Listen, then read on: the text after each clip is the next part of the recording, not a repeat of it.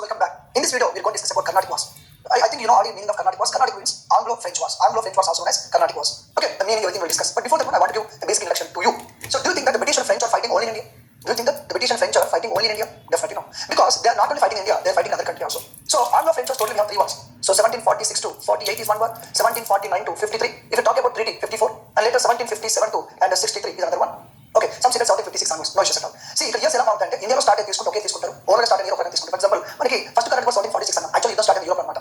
Okay, India యుద్ధం చేయడానికి కారణం ఇండియాలో ఉండొచ్చు, వేరేగా ఉండొచ్చు. నేను చెప్పింది అర్థం కాకపోవచ్చు, అర్థమవుతుంది. నేను చెప్తున్నాను ఇది first current war, second current war, third current war. First current war ended with treaty of Aix-la-Chapelle. First current war ended with treaty of Aix-la-Chapelle. Second current war ended with treaty of Madras. And third current war, sorry, first current war, okay, treaty of Aix-la-Chapelle, right. Treaty of Pondicherry and third current war treaty of Paris. Simple. ఏం sir wars అయిపోతుంది treaty గురించి చెప్తారా? ముందు మీకు idea ఇచ్చిన అంతమించి ఏమి. So first current war, second current war, third current war, three current wars happen. నేను చెప్పాను కదా, ఏ కరెంట్ వార్ మూడు ట్రీటీస్ ఉన్నాయి. Treaty of Aix-la-Chapelle, treaty of Pondicherry, treaty of Paris, AP square, అంతమించి ఏం లేదు. ఇందుకు కరెంట్ వార్స్ ఏంటి, ఎందుకు జరిగింది, రాజు ఎగ్జామ్ పాయింట్ నేను గుర్తుపెట్టుకోండి. ఫస్ట్ మీరు గుర్తుపెట్టుకోండి ఏ వార్ ఏ టైం జరిగింది. ఫస్ట్ ఏ వార్ ఏ ట్రీటీ జరిగింది, అందుకే ముందు రాశాను. The first basic thing how to remember, three wars called Carnatic war, first second third current war. And after every war there is a treaty. ముందు ఎగ్జామ్ ట్రీటీస్ గురించి ఎగ్జామ్ గురించి వార్స్ గురించి చెప్తారు అనమాట. ముందు గుర్తుపెట్టుకోవాలి ఏ కరెంట్ వార్ ఏ ట్రీటీ జరిగింది గుర్తుపెట్టుకోవాలి. ఎందుకంటే మనకు కొన్నిసార్లు కొన్ని యుద్ధం ఆర్డర్ ఇస్తారు, మధ్యలో ఈ కరెంట్ వార్స్ ఇస్తారు, కొన్నిసార్లు ట్రీటీస్ ఇస్తారు, ఆ ట్రీటీస్ మీకు ఇస్తారు, అందుకని ఫస్ట్ మనకి ఐడియా ఉండదు. ట్రీటీ ఆఫ్ ప్యారిస్ అనుకోండి 1763 జరిగింది, ట్రీటీ ఆఫ్ పాండిచ్చేరి అనుకోండి 1754 జరిగింది, ఎగ్జిలాట్-చాపెల్ అనుకోండి 1748 జరిగింది. అలా ముందు గుర్తుపెట్టుకోవాలి. సరే, ఈ కర్ణాటిక్ వార్స్ ఎందుకు జరిగాయి సార్, ఎందుకు కర్ణాటిక్ వార్స్ అంటారంటే ఫస్ట్ మీకు చెప్పింది ఏంటంటే యాక్చువల్ వార్ స్టార్ట్ అయింది ఇండియాలో కాదు, వార్ స్టార్ట్ అయింది సమ్వేర్ వేరే స్టార్ట్ అనుకుంటుంది. ఎగ్జాంపుల్ తీసుకోండి, సపోజ్ వీఆర్ లివింగ్ హియర్, ఎవరో ఒక మణిపూర్ అబ్బాయి కానీ లేకపోతే ఒక గోవా అబ్బాయి కానీ ఇది స్టేట్స్ వాళ్ళు ఇక హైదరాబాద్ కొట్టుకుని ఫైట్ చేస్తారు అనుకోండి. దాని ఇంపాక్ట్ అక్కడ స్టేట్లో ఉంటారు, అరే మా స్టేట్ కొట్టారు, మా స్టేట్ కొట్టారు, ఇంపాక్ట్ సంబంధం లేదంటే రిలేటివ్ ఉంటుంది కష్టంగా. బ్రిటిష్ ఫ్రెంచ్ కేవలం ఇండియా లేదు, యూరోప్లో ఉన్నారు, నార్త్ అమెరికాలో ఉన్నారు, అక్కడ ఇద్దరు ఎఫెక్ట్ ఇక్కడ ఉంటుంది, ఎందుకు. ఇప్పుడు ఇంతకీ ఈ మ్యాటర్ ఏంటంటే ఇదంతా కూడా నేను చెప్తానంటే ఒకప్పుడు మనకి ఈ అమెరికా గురించి మనకి తెలియదు, డిస్కస్ చేయబోతారు. Christopher Columbus is a person who travelled in 1492 to discover to India 1492, but was land in central America, everybody knows that. First అతను ల్యాండ్ ఎక్కడ బహమాస్ ఐలాండ్ ల్యాండ్ జరిగింది. ఆ ప్రాంతంలో అతను ల్యాండ్ అయిన ఐలాండ్కి ఎల్ సాల్వడార్ ఒక పేరు పెట్టడం జరిగింది, discuss 1492. Later we have a person called Amerigo Vespucci అంటారు, Amerigo వెస్పుకి.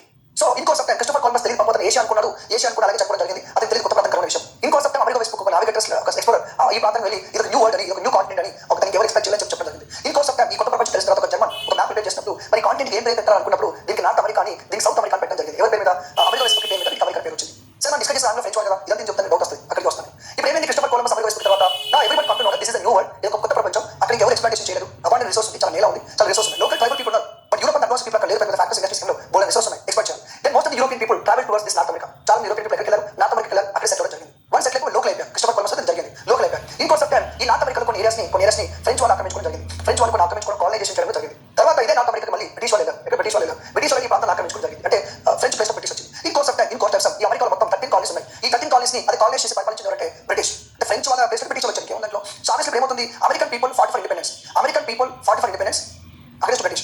American people fought for independence against British. So American people fighting against British for independence. Those American people supported by French. American people fighting against British for independence. Those American people supported by French. French వాళ్ళకి support చేశారు అంటే అంతే కదా, శత్రు మిత్రులు అవుతుంది. So French వాళ్ళు American పరిపాలించారు, వాళ్ళు అదే కాదు బ్రిటిష్ వాళ్ళు వచ్చారు, అందుకే అమెరికన్ పీపుల్ ఫ్రెంచ్ వాళ్ళు వచ్చారు జరిగింది. ఇప్పుడు మరి మనం డిస్కస్ చేసే టాపిక్ ఏంటి, ఏంటంటే అక్కడికి వస్తాను. ఇక్కడ అమెరికాలో బ్రిటిష్ వర్సెస్ ఫ్రెంచ్ అనేది స్టార్ట్ అయింది. అమెరికాలో బ్రిటిష్ వర్సెస్ ఫ్రెంచ్ స్టార్ట్ అయింది 1753, 54, 55, 56 టైంలో బ్రిటిష్ వర్సెస్ ఫ్రెంచ్ అనేది స్టార్ట్ అయింది. ఇది స్టార్ట్ అయింది. ఓకే, దాన్ని ఏమంటారంటే ఇక్కడ మనకి 7 years వార్ అంటారు. ఏమంటారు, 7 years వార్ అంటారు. 7 years war because war was happen for 7 years. మరి ఇక్కడ అమెరికాలో బ్రిటిష్ కి ఫ్రెంచ్ యుద్ధం జరిగితే దానికి రిఫ్లెక్ట్ గా ఉంటుందా, ఉండొచ్చు, ఉండకపోవచ్చు, మేబీ నాట్ జరగకపోవచ్చు. One more thing, in Europe there is a country called Austria. In Europe there is a country called Austria. In Austria we have a king. ఒక king ఉన్నాడు. కింగ్ ఏం చేశారంటే నెక్స్ట్ నా డాటర్ మరియా తెరీసా కూడా announce చేశారు. చేయగానే ఏమైంది, కొంతమంది ఇదే టైం అని చెప్పి కొంతమంది అపోజ్ చేశారు, ఇదే రైట్ అని కొంతమంది సపోర్ట్ చేశారు. How can declare daughter as a king, నువ్వు డాటర్ ఎలా అపోజ్ చేస్తావు, అసలు మన వంశంలో ఉందా అని ఇట్లా మాట్లాడుతూ వచ్చారు. సో అందుకని చెప్పి ఆస్ట్రియా కూడా అపోజ్ చేస్తున్నారు ఫ్రెంచ్, అప్పుడు ఆస్ట్రియా సపోర్ట్ చేస్తున్నారు బ్రిటిష్, పెద్ద కదా, దానికి సపోర్ట్ చేసే దేశాలు పెడతాయి, అపోజ్ చేసే దేశాలు పెడతాయి, మొత్తం కదా యుద్ధం స్టార్ట్ అయిపోతుంది. అలా ఆస్ట్రియా యుద్ధం జరిగింది. మరి ఎవరు ఫైట్ చేస్తున్నారు, బ్రిటిష్ ఫైట్ చేస్తున్నారు, ఫ్రెంచ్ ఫైట్ చేస్తున్నారు. మరి దానికి ఇంపాక్ట్ ఇండియాలో ఉండదా, ఉండొచ్చు, ఉండకపోవచ్చు. ఇందులో సేమ్ కంట్రీస్ ఇండియాలో ఉన్నాయి కదా. సో ఎందుకు చెప్పినంత స్టోరీ ఉంది అంటే the British and French fought many number of us, చాలా యుద్ధాలు పాల్గొన్నారు, అమెరికాలో కానీ, ఆఫ్రికాలో కానీ, యూరోప్ కానీ. అక్కడ యుద్ధం చేస్తే ఆ ఇంపాక్ట్ కొన్నిసారి ఎక్కడ ఉంటుంది, ఇండియాలో కూడా ఉండొచ్చు, ఉండకపోవచ్చు, డిపెండింగ్ ఆన్ సిచువేషన్. ఓకే, ఇప్పుడు ఎందుకు చెప్పానంటే మనం డిస్కస్ చేసే టాపిక్ ఏంటంటే Anglo French wars. So Anglo French wars we're talking about India. కొన్నిసార్లు ఇండియాలో బ్రిటిష్ అండ్ ఫ్రెంచ్ ఫైట్ చేయడానికి ఒకసారి రీజన్ ఇండియా ఉండొచ్చు, ఒకసారి రీజన్ విదేశాల్లో ఉండొచ్చు. Sir why British and French fighting India? Very simple thing, one dominate each other, simple thing. ఎవరైనా సరే కార్పొరేట్ కంపెనీ ఏదైనా సరే నేను ఒక్కనే మా కంపెనీ డామినేట్ చేయాలి, మేము ఆక్రమించాలి అనే ఫీలింగ్ ఉంటుంది కదా. So obviously there is a chance for war in India. Okay, just I want to explain. Now come to the main point here. So it is called Anglo French war. Then why it is called Carnatic War? Because the three wars happened. The what is that called? You can call as a battlefield. The battlefield is called Carnatic. So this is the area we call Carnatic. Carnatic means not the Karnataka. Karnatic present Karnataka. Carnatic means the present Tamil Nadu. The coast area of Tamil Nadu, little bit some parts of Andhra Pradesh also, and together we call as a Carnatic region. And ఈ kingdom kuna capacity వచ్చేసి ఏంటంటే ఆర్కాడ్ అన్నమాట. ఈ kingdom యొక్క capacity ఏంటి, Arcot. Is it clear? And about that we have a one more kingdom is called Nizam. Nizam ఉంది. ఇక్కడ చిన్న kingdom ఉంది, మైసూర్ కూడా ఉంది, ఇక్కడ ట్రావెన్కోర్ రాజ్యం కూడా ఉంది. అండ్ ఇక్కడ మనకి మద్రాసు సిటీ ఉంది, పులికాట్ సిటీ ఉంది, దాంతో పాటు పాండిచ్చేరి ఉంది, కొడలూరు ఉంది, ఒక నాగపట్నం ఉంది, ఇవన్నీ కూడా ఇక్కడ ఉన్నాయి. See Karnataka is ruled by Indian ఒక ముస్లిం నవాబ్ పరిపాలిస్తున్నాడు. కానీ ఇదే కర్ణాటక రాజ్యంలో ఇక్కడ కోస్ట్ ఏరియాస్ లో ఎవరి సిటీస్ వాళ్ళకు ఉన్నాయి, మద్రాస్ వాళ్ళు, బ్రిటిష్ వాళ్ళది, తిరుచినాపల్లి, ఎవరి సిటీస్ వాళ్ళకు ఉన్నాయి. But this area is very important, ఎందుకంటే బ్రిటిష్ వాళ్ళు, ఫ్రెంచ్ వాళ్ళు ఆల్మోస్ట్ హెడ్ క్వార్టర్స్ అన్ని కూడా ఇక్కడ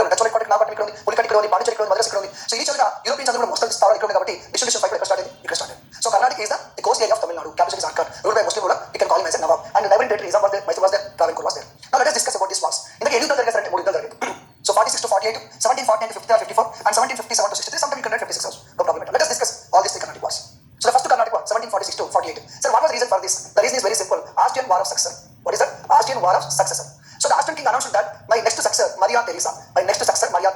Austrian king announced. And the successor was opposed by some rulers. So it was opposed by French. French ని అపోజ్ చేసింది. అలాగే బ్రిటిష్ దీనికి సపోర్ట్ చేసింది. బ్రిటిష్ సపోర్ట్ చేసింది. రష్యా కూడా అపోజ్ చేయడం జరిగింది. ఇలా అపోజ్ చేశారు. అంటే some countries support, some countries oppose. దీనివల్ల ఏమంటే ఒక పెద్ద యుద్ధమే జరిగింది. దాన్ని ఏమంటారు? ఆస్ట్రియన్ వార్ ఆఫ్ సక్సెస్ అంటారు. And you can't imagine that almost 10 lakhs people killed. 10 లక్షల మంది చచ్చిపోయారు. మనకి ఒక వారం 30 years వారం ఎప్పుడు 16 జరిగింది. 4.5 million చచ్చిపోయారు. 45 లక్షల మంది ఇప్పుడు కాదు నేను చెప్పేది ఇప్పుడు 4 years back and 45 lakhs people died. But in this Austrian war of success how many people died? Just 10 lakh people died. అంటే అట్లా ఉంటుంది. మీకు దాసరి రంగాచార్య గారు రాసిన ఒక పోయం ఉంది. ఆల్రెడీ మన యూట్యూబ్లో వీడియో పెట్టాం. ఒక రాజుని గెలిపించుటలో ఒరిగిన నరకంటాలేను. ఒక రాజుని గెలిపించుటలో ఒరిగిన నరకంటాలేను. అంటే ఒక రాజుని గెలిపించడానికి ఎంతో మంది వాళ్ళ కంటాలి వాళ్ళ ప్రాణాలు అర్పించాల్సి వచ్చింది. ఒక రాజుని గెలిపించడానికి లక్షల కోట్ల మంది చచ్చిపోతున్నారు. Because of one king. అదే జరిగింది. రాజు నెక్స్ట్ రాజు ఎవరో వాళ్ళ గొడవ విషయంలో 10 లక్షల మంది చచ్చిపోయారు. యుద్ధం కొన్ని ఇంపాక్ట్ ఉంటుంది. ఓకేనా? So Austrian war of success జరిగింది. ఓకే, ఇంతకీ యుద్ధం స్టార్ట్ అయింది ఎక్కడ? ఆస్ట్రియాలో. దాని ఇంపాక్ట్ ఎక్కడ జరిగింది? ఇండియాలో. అయితే Austrian war of success 1740 start అయింది. ఇండియాలో కొంచెం లేట్ స్టార్ట్ అయింది. మరి ఇండియాలో వార్ ఎక్కడ స్టార్ట్ అయింది? ఎవరు పాల్గొన్నారు? ఏంటి అని ఒకసారి ఎక్స్ప్లెయిన్ చేస్తా. ఇది కారణం. What is reason for first war of Carnatic? First war అంటే ఆస్ట్రియన్ వార్ ఆఫ్ సక్సెస్. ఇది గుర్తుపెట్టుకోండి. ఇది కారణం అన్నమాట. ఇప్పుడు యుద్ధంలో ఏమైంది ఒకసారి చూద్దాం. సో యుద్ధం ఏం జరిగింది? మరి సింపుల్. ఫస్ట్ మనకి డూప్లే. ఈ డూప్లే ఎవరంటే ఫ్రెంచ్ గవర్నర్. ఈయన ఒక హెల్ప్ తీసుకున్నాడు. ఎవరు హెల్ప్ తీసుకున్నాడు? బోర్డెనియాస్. ఈ బోర్డెనియాస్ ఎవరంటే మారిషియస్ లో పనిచేస్తున్న ఒక French officer. So Bourdonnais plus Mauritius లో పనిచేస్తున్న బోర్డెనియాస్ డూప్లే ఇద్దరు కలిసి ఏం చేశారంటే మద్రాస్ అనే సిటీని క్యాప్చర్ చేశారు. So these are the people they capture Madras city. Madras city ఏడుంది ఇక్కడ చూడండి. ఇక్కడ పాండిచేరి ఉందా? ఇది పాండిచేరి మద్రాస్ ఉంది. వీటిలో వేరు మద్రాస్ ఆక్రమణ చేశారు. Why they capture Madras? Because Madras is very important. Actually war start చేసిన ఎవరు తెలుసా? ఒక ఆఫీసర్ స్టార్ట్ చేశారు. ఎవరంటే బార్నెట్ అనే ఒక ఆఫీసర్. ఈ బార్నెట్ ఒక బ్రిటిష్ ఆఫీసర్ ఫ్రెంచ్ స్టేషన్ దాడి చేశాడు. అట్లా స్టార్ట్ అయింది. తెలుసా మనకు? ఇద్దరు పడలేదు అనుకోండి, మీకు నాకు పడలేదు అంటే ఇట్లా ఉన్నమాట. ఇట్లాంటి ఒక సెకండ్ సందర్భంలో ఆ సిచ్యువేషన్ ఉన్నాం. అప్పుడు చిన్న ఇన్సిడెంట్ ఏమైంది? ఘోరమైన పెద్ద సంగతి జరుగుతుంది. మన చైనా కింద యుద్ధం వస్తున్న ఫీలింగ్ లో ఉన్నాం. అప్పుడు కలిసి వచ్చినప్పుడు ఇండియా పాకిస్తాన్ యుద్ధానికి వెళ్తానే సిచ్యువేషన్ ఉన్నాం. అప్పుడు ఒక చిన్న సంగతి జరిగినా సరే యుద్ధానికి వెళ్తాయి సిచ్యువేషన్ వస్తుంది. అలాంటి టైంలో ఏమంటే ఈ బార్నెట్ ఒక బ్రిటిష్ ఆఫీసర్ ఫ్రెంచ్ షిప్ దాడి చేస్తే యుద్ధం స్టార్ట్ అయింది. డూప్లే ఫ్రెంచ్ గవర్నర్ కలిసి మద్రాస్ ఆక్రమణ చేశారు. అయిపోయింది. ఇదే టైంలో ఒక వ్యక్తి ఇన్వాల్వ్ అయ్యారు. ఎవరంటే ఈ కర్ణాటకని అనే రాజ్యాన్ని పరిపాలిస్తున్న ఎవరైతే ఉన్నారో అన్వరుద్దీన్ దీంట్లో ఇన్వాల్వ్ అయ్యారు. అయితే వాళ్ళకి సంబంధం లేదు. ఫస్ట్ సంబంధం లేదు ఇన్వాల్వ్ అయ్యారు. ఎందుకంటే ఇప్పుడు ఇక్కడ మద్రాస్లో ఇక్కడ పాండిచేరిలో బ్రిటిష్ పెంచున్నారు కదా, వీళ్ళు యుద్ధం చేశారనుకో ఏ రాజ్యం ఎఫెక్ట్ అవుతుంది? కర్ణాటక ఎఫెక్ట్ అవుతుంది కదా. ఇది తన రాజ్యం అండి. వీళ్ళు కోస్ట్ టెరెస్ ఉండొచ్చు, కానీ వెతికి రాజ్యం ఎవరి కంట్రోల్ ఉంది? అనుద్దీన్ కంట్రోల్ ఉంది. ఇవాళ Austria both French and British యుద్ధం అవ్వకుండా బాగా కష్టం వస్తుంది. ఎవరు వినిపించుకునే పరిస్థితి లేదు. ఇంకోసం టైం ఈ అనుద్దీన్ కూడా డూప్లే కూడా బాగా జరిగింది. బాబు ఏం చేస్తున్నాం మద్రాస్ ఆక్రమించో ఏంటంటే అప్పుడు డూప్లే ఒక ప్లాన్ చేశాడు. ఏమని? నేను Anwaruddin you want to me problems అవసరం లేదు. ఈ మద్రాస్ ఫ్యూచర్ మీకు ఇచ్చేస్తాం. ఈ ప్రామిస్ అనుకోలేదు అనుకోండి. So Dupleix promise Anwaruddin to give the Madras to him. Anwaruddin also felt very happy. ఇంకోటి ఏంటంటే ఎవరైతే బోర్డెనియాస్ ఉన్నాడో ఈ బోర్డెనియాస్ ని బ్రిటిష్ వాళ్ళు ఒక అగ్రిమెంట్ వచ్చారు. డియర్ బోర్డెనియాస్ పైసలు ఇస్తాం మద్రాస్ మాకు ఇచ్చేయని చెప్పేసి ఒక అగ్రిమెంట్ వచ్చారు. బోర్డెనియాస్ అమౌంట్ పోయాడు డబ్బులు కావాలి కాబట్టి. కానీ డూప్లే మాత్రం స్ట్రాంగ్ ఉన్నాడు. ఎనీ కాస్ట్ మద్రాస్ బ్రిటిష్ వాళ్ళకి ఇచ్చేలేదు. South India Madras British strong centre అది మన కంట్రోల్లో ఉంటే బ్రిటిష్ ఒక ట్రేడ్ మొత్తం మన కంట్రోల్లో ఉన్న ఉద్దేశంలో డూప్లే ఉన్నాడు. ఏమైనా ఫస్ట్ డూప్లే బోర్డెనియాస్ మద్రాస్ ఆక్రమించారు. తర్వాత అనుద్దీన్ వార్నింగ్ ఇచ్చారు. అనుద్దీన్ ఒప్పుకోలేదు. అప్పుడు డూప్లే అనుద్దీన్ ఫేక్ ప్రామిస్ చేశారు మద్రాస్ ఇస్తాను, కానీ మద్రాస్ ఇవ్వలేదు. అలా ఇవ్వకపోవడం వల్ల ఇంకో ఇన్సిడెంట్ జరిగింది. ఆ ఇన్సిడెంట్ ఏంటంటే మనకి ఒక ఫోర్ట్ ఉంటుంది. ఆ ఫోర్ట్ ఏంటంటే మనకు ఉండే సెయింట్ జార్జ్ అనే ఫోర్ట్ ఉంటుంది. ఈ సెయింట్ జార్జ్ అనే ఫోర్ట్ ని బ్రిటిష్ వాళ్ళు ఆక్రమించారు. ఇప్పుడు డూప్లే అనుద్దీన్కి ప్రామిస్ చేసి నిలబెట్టుకోలేరు. అనుద్దీన్ యాంగ్రీ అయిన తర్వాత ఈ సెయింట్ జార్జ్ ఫోర్ట్ ని ఫ్రెంచ్ వాళ్ళు ఆక్రమించారు. ఆక్రమిస్తే ఏం చేశారు? వీధి యుద్ధం స్టార్ట్ అయింది. ఎవరు స్టార్ట్ అయింది? ఫ్రెంచ్ అనుద్దీన్కి. అసలు వార్ స్టార్ట్ అయింది బ్రిటిష్ వర్సెస్ ఫ్రెంచ్. కానీ ఇక్కడ తీసుకుంది డూప్లే వర్సెస్ అనుద్దీన్ టర్న్ తీసుకుంది. అప్పుడే మనకు చిన్న యుద్ధం జరిగింది అనమాట. దాన్ని ఏమంటారంటే బ్యాటిల్ ఆఫ్ అడియార్ అంటారు. బ్యాటిల్ ఆఫ్ అడియార్ లేదా సెయింట్ థామస్ అంటారు. బ్యాటిల్ ఆఫ్ అడియార్ లేదా సెయింట్ థామస్ అంటారు. ఈ యుద్ధంలో మనకి ఇద్దరు ఫైట్ చేశారు. ఏంటంటే అనుద్దీన్ తరఫున మొహఫజ్ ఖాన్ అంటారు. అనుద్దీన్ తరఫున మొహఫజ్ ఖాన్, దాంతోపాటు మన ఫ్రెంచ్ తరఫున కెప్టెన్ ప్యాడెస్ అనమాట. సో ఇటువైపు కెప్టెన్ ప్యాడెస్, ఇటువైపు వచ్చేసి మొహఫజ్ ఖాన్ ఇద్దరు ఫైట్ చేశారు. అంటే అనుద్దీన్ ఆర్మీ ఆల్మోస్ట్ అలాగే అనుద్దీన్ ఆర్మీ ఉంటుంది, ప్యాడెస్ ఫ్రెంచ్ ఆర్మీ ఉంటుంది. కింగ్స్ పార్టిసిపేట్ చేయాలి, ఆర్మీ పంపించారు అంతే. అనుద్దీన్ ఆర్మీ అరౌండ్ 2000 to 5000 అంటారు, కొంతమంది 10,000 అంటారు. We don't have information, but thousands of soldiers are there. 2000 కావచ్చు, 3000 కావచ్చు, 5000 కావచ్చు. But come to this French and Paradis left by only 300 soldiers are there. Okay, now you have one question. What is the question here? French తరఫున ఉన్న army చాలా తక్కువ army and వీళ్ళ తరఫున army చాలా ఎక్కువ. ఇక్కడ 500 అనుకోండి, 200 మంది అనుకోండి. ఎవరు తెలుస్తారు? అక్కడ వీళ్ళు తెలుస్తారు, ఎక్కువ మంది. బట్ ఇష్టం అంటే వీళ్ళు తెలుస్తారు. But how French army 300 people are able to defeat more than 2000 or 5000 or 10,000? అంటే ఇలా బాగా సార్ అంత తక్కువ మందిని అంత ఎక్కువ మంది ఎలా డిఫీట్ చేయగలిగారు? అదే షాక్, అదే ఇష్టం. షాక్ మనక షాక్ ఫ్రెంచ్ వాళ్ళకి షాక్. కొన్నిసార్లు మనం కొంతమంది ఓడిస్తాం, మన అంత బలం కనిపిస్తుంది మనకి. ఇక్కడ మ్యాటర్ ఏంటంటే the French army is organized, well trained, well disciplined and advanced weapons are there. Whereas this army is not that much of organized or not planned or not that much of trained or not organized. అదొకటి తేడా. Shock ఎందుకంటే అప్పుడు British French అనుకున్నారు Indian rulers చాలా strong గా ఉంటారు, మన ఎందుకు ఇన్వాల్వ్ అవ్వము, మన పని మనం వ్యాపారం చేసుకుందాం అనుకున్నారు. But because of this battle exposed weakness of Indian rulers to the Europeans. Europeans కి మన వీక్నెస్ బయట పెట్టే యుద్ధం ఈ battle of Adyar or saint Thomas. Is it clear? It is one of the earliest battle between native rulers as well as the foreign rulers. Is it clear? So this is what first Carnatic war. Then how the war came to end, sir? War did not came to end in India. War came to end in Europe. Europe యుద్ధం ఆపేసి India వాళ్ళు చెప్పారు బాబు యుద్ధం ఆపేసినా మీరు India యుద్ధం ఆపేయండి. అలా ఆపేసి ఏం ట్రీటీ రాశారు. దాన్ని ఏమంటారంటే ట్రీటీ ఆఫ్ ఎగ్లా చాపల్ అంటారు. ఏమంటారు? ట్రీటీ ఆఫ్ ఎగ్లా చాపల్ అంటారు. ఈ ట్రీటీ ఇక్కడ రాలేదని అక్కడ రాశారు, యూరోప్ రాశారు, అక్కడ సిటీలో రాశారు. సో ఈ ట్రీటీ ఆఫ్ ఎగ్లా ప్రకారం ఏం చేశారంటే మద్రాస్ సిటీని బ్రిటిష్ వాళ్ళకి ఇచ్చామని చెప్పారు. అదే అంత కష్టం ఆక్రమించి ఇవ్వాలంటే యూరోప్ లో కూడా సేమ్ ఇలాగే జరిగింది. ఈ Europe British occupied French city, in India French occupied British city. అందుకని ఎవరు చేస్తున్నారు. ఆ ట్రీటీ ఆఫ్ ఎగ్లా చాపల్ ప్రకారం యుద్ధం ఆపేశారు. బ్రిటిష్ యొక్క మద్రాస్ సిటీని బ్రిటిష్ వాళ్ళకి ఇవ్వడం జరిగింది. This is what first Carnatic war. Let us go back and discuss again. First మనం డిస్కస్ చేసిన ఫస్ట్ కర్ణాటిక్ డిస్కస్ చేసాం. కర్ణాటక తమిళనాడులో కోస్టల్ కర్ణాటక అంటారు, క్యాంపస్ వచ్చేసి అక్కడ అంటారు. దీన్ని రూల్ చేసేది నవాబ్. అప్పుడు అనుద్దీన్ నవాబ్ ఉన్నాడు. Okay clear. ఎందుకు జరిగింది అంటే ఫస్ట్ కారణం వచ్చేసి ఇక్కడ నిలగలదు. ఆస్ట్రియన్ వార్ ఆఫ్ సక్సెస్ అంటారు, యూరోప్ లో జరిగింది. ఆస్ట్రియన్ వార్ ఆఫ్ సక్సెస్ అంటారు. అక్కడ ఉన్న కింగ్ ఎవరైతే ఉన్నారో తన ప్లేస్ లోకి మళ్ళీ అనౌన్స్ చేశారు. Support by British and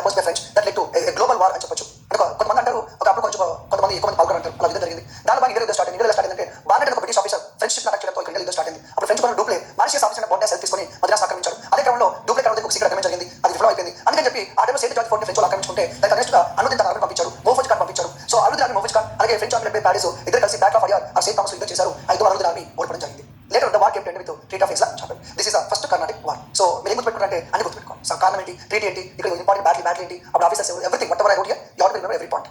Okay, next second Carnatic War. Now come to here, the second Carnatic War. The reason is in India only. The reason is India only. If you know this, I think already here we have the Nizam kingdom, Hyderabad kingdom is there. Here we have Carnatic kingdom is there. The reason is very simple. Here also same. The war of success. The reason is same. The war of success. వారసత్వ యుద్ధం అంటారు. ఇక్కడ south ఇండియాలో వారసత్వ యుద్ధాలు ఎప్పుడు ఉంటాయండి?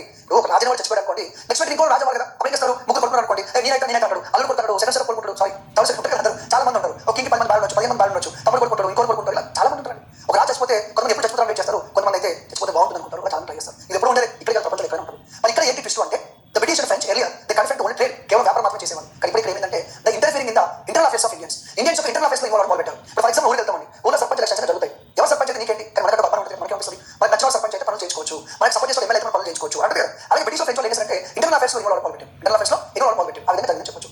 So ఇక్కడ ఏమిటంటే రెండు ప్రాంతాల్లో వార్ ఆఫ్ సక్సెస్ జరుగుతుంది, టూ ప్లేసెస్ లో. అదేంటో చెప్తాను చూడండి ఒకసారి. సో ఫస్ట్ వచ్చేసి ఏంటంటే హైదరాబాద్ ఏంటంటే అప్పుడు ఉన్నది ఎవరు, నిజాం ఉల్ ముల్క్ అనమాట. ఎవరు, నిజాం ఉల్ ముల్క్.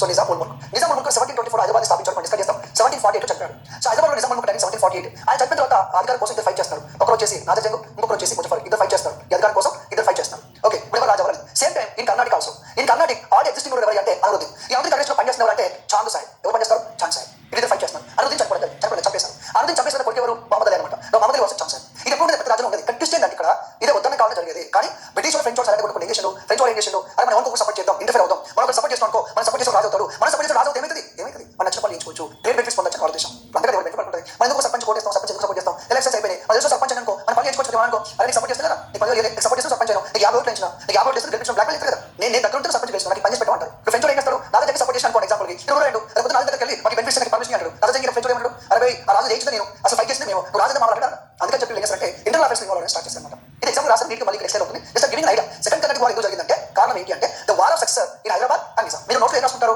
కాజ్ అని రాసుకుంటారు. కాజ్ ఏం రాసుకోవాలి, the war of success and Hyderabad and Nizam. Hyderabad and Carnatic led to second Carnatic war. మరి ఏం జరిగిందంటే the British and French interfered in internal affairs of Hyderabad and Carnatic. అర్థమైందా? సో ఇది కారణం. మరి ఏం జరిగింది, ఎట్లా జరిగింది, ఎలా యుద్ధాలు చేశారు, ఏమి యుద్ధాలు జరిగాయి, ఎలాంటి ఇంపార్టెంట్ ఇన్సిడెంట్స్ జరిగినాయి అంటే డిస్కస్ చేసుకోండి.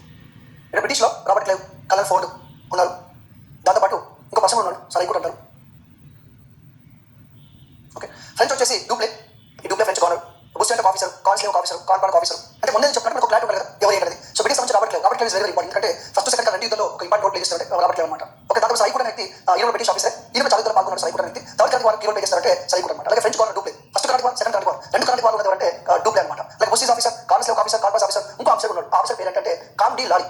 ఏం పేరు, కామ్డీ లారీ. ఈయన థర్డ్ కర్ణాటిక్ వార్ పాల్గొన్నారు. So Dupleix French governor, Comte Lally French governor పనిచేస్తారు. ఈ టైం చెప్పే తర్వాత మీకు తెలియదు కానీ Dupleix French governor, Comte French governor. అలాగే బ్రిటిష్ ఆఫీసర్స్, ఫ్రెంచ్ ఆఫీసర్స్. ముందు క్లారిటీ ఉన్నది ఎవరు తర్వాత నెక్స్ట్ ఆటం హైదరాబాద్ ఎవరు పరిపాలించారు, సో నిజాం ఉల్ ముల్క్ ఈయన 1724 నుంచి 48 వరకు పరిపాలించారు. అలాగే నాదర్ జంగ్ 1748 నుంచి 50 వరకు, ముజఫర్ జంగ్ 1750 నుంచి 51 వరకు, అలాగే సాలాబాద్ జంగ్ 1751 నుంచి ఇంకా నెక్స్ట్ సెకండ్ నిజాం వచ్చే వరకు 60 వరకు పరిపాలించారు సాలాబాద్ జంగ్. ఓకేనా? ఇప్పుడు ఇది హైదరాబాద్ సంబంధించి. నెక్స్ట్ హైదరాబాద్ స్థాపించిన నిజాం ఉల్ ముల్క్, ఫస్ట్ నిజాం 1724. దాని అదే తర్వాత స్టోరీ చేస్తున్నాం. కర్ణాటక సామ్రాజ్యాన్ని స్థాపించిన సాలత్ అలీ ఖాన్ 1710 అరౌండ్ 1710 టైంలో is person who founded the Karnataka state, Karnataka raja and Hyderabad state founded by Nizam ul Mulk. ఇంకో సప్టైన్ దోస్త్ అలీ రూల్ చేశారు.